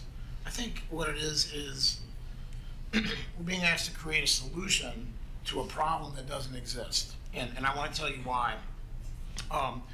It's been framed in this argument that this is some kind of religious imposition that we're forcing on people of other faiths. And that is not the case. What we've been missing in this whole debate and conversation is that while Christmas is a religious thing for Christians, and I think all of us are Christians up here, it's also an American cultural tradition with a very rich heritage and history. And that, I think, has been suppressed a little bit. It's a federal and state holiday. It was declared as such by President Ulysses S. Grant in 1870, along with Thanksgiving, New Year's, and July 4th, as a way to bring national unity following the Civil War. I think that's pretty cool, you know. President Calvin Coolidge gave the first official presidential Christmas message in 1927 and began the American tradition of the yearly lighting of the national Christmas tree. President Roosevelt issued formal Christmas proclamations during World War II. Presidents Reagan, George H.W. Bush, Bill Clinton, George W. Bush, and Barack Obama have all delivered Christmas messages. This needs to be called Christmas break because that is what it is, and everyone knows that's what it is. It's the reason there is a break in the first place because of Christmas, not some other holiday. Christmas was the reason everyone was disappearing. Where is everybody? Oh, they left for a week and a half to go to their family for Christmas. The schools had to take, there weren't any kids. So it was made Christmas break because that's what it was, okay? And to suggest another name for it, I think is, I don't know, I feel like it's kind of pandering, or I don't know how to say that. So I think to my fellow board members, I just want to say, if you vote to keep it as Christmas break, you are doing nothing wrong. You're doing nothing wrong. You are upholding an American cultural tradition, okay? That does not mean we're establishing a religion. Now, as far as finding common ground, I have to address this because what happened last week, I have an issue with. Because we were told that having Christmas on the calendar was a hostile act, that it made families and students, quote, feel invisible and unseen, and it was not an act of peace, but it was wielding a sword of division. And then we were told that if we didn't agree and vote the way our colleague in District 8 wanted us to vote, then we were evil. We're not following Christian morality. We're doing an evil thing. Point of order. That is absolutely not what I said, and you are off track. It was an insult. Don't let someone try to shame you into submission by questioning your faith. Point of order. We have addressed that. I did not question anyone's faith. I talked to my board members as fellow Christians, and you are out of order.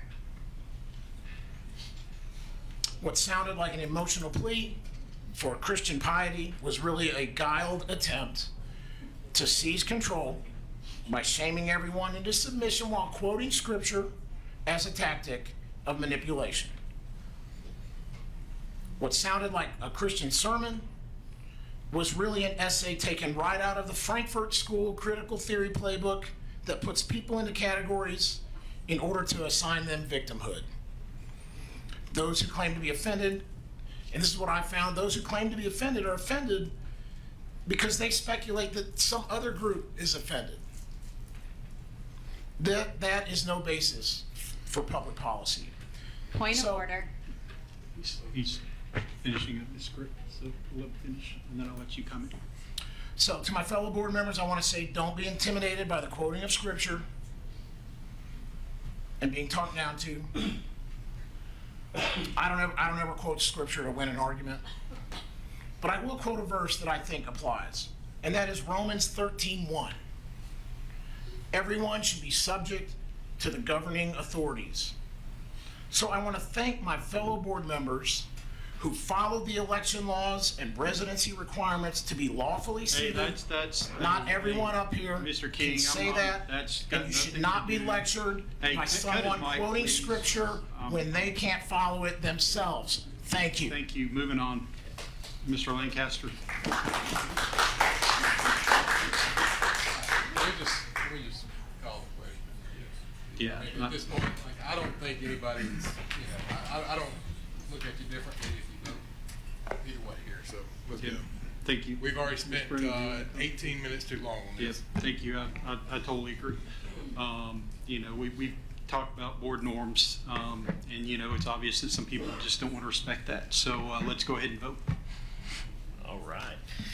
Everybody, we are voting on the amendment. The motion is to amend to change Christmas/winter break to Christmas break. A vote yes is in support of the change. A vote no is against the change. And with that, Ms. Hayes?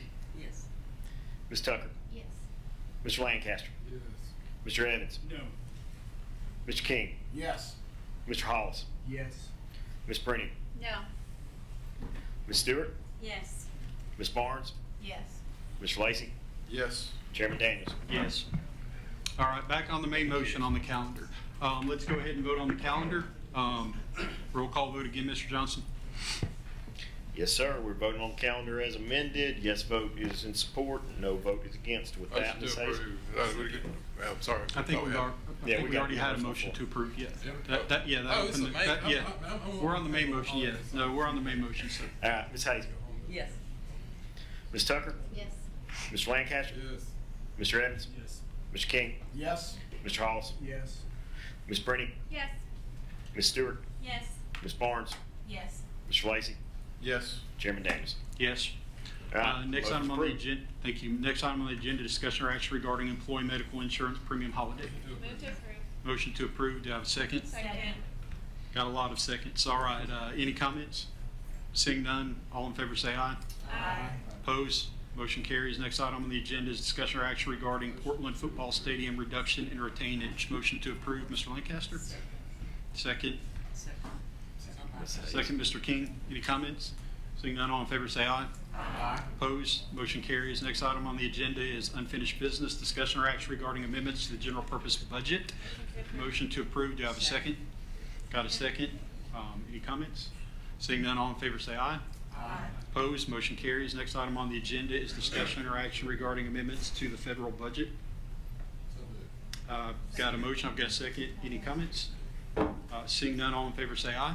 Aye. Opposed? Motion carries. Discussion of study session items. Mr. Johnson?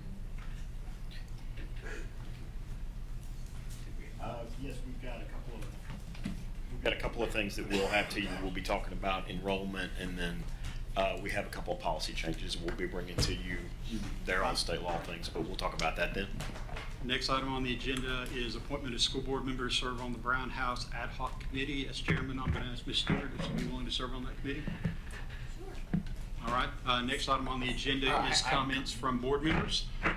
To wrap up this evening tonight, as far as comments go, you know, again, I made this comment at the beginning of the meeting. You know, it's important that we speak to each other and treat each other with respect.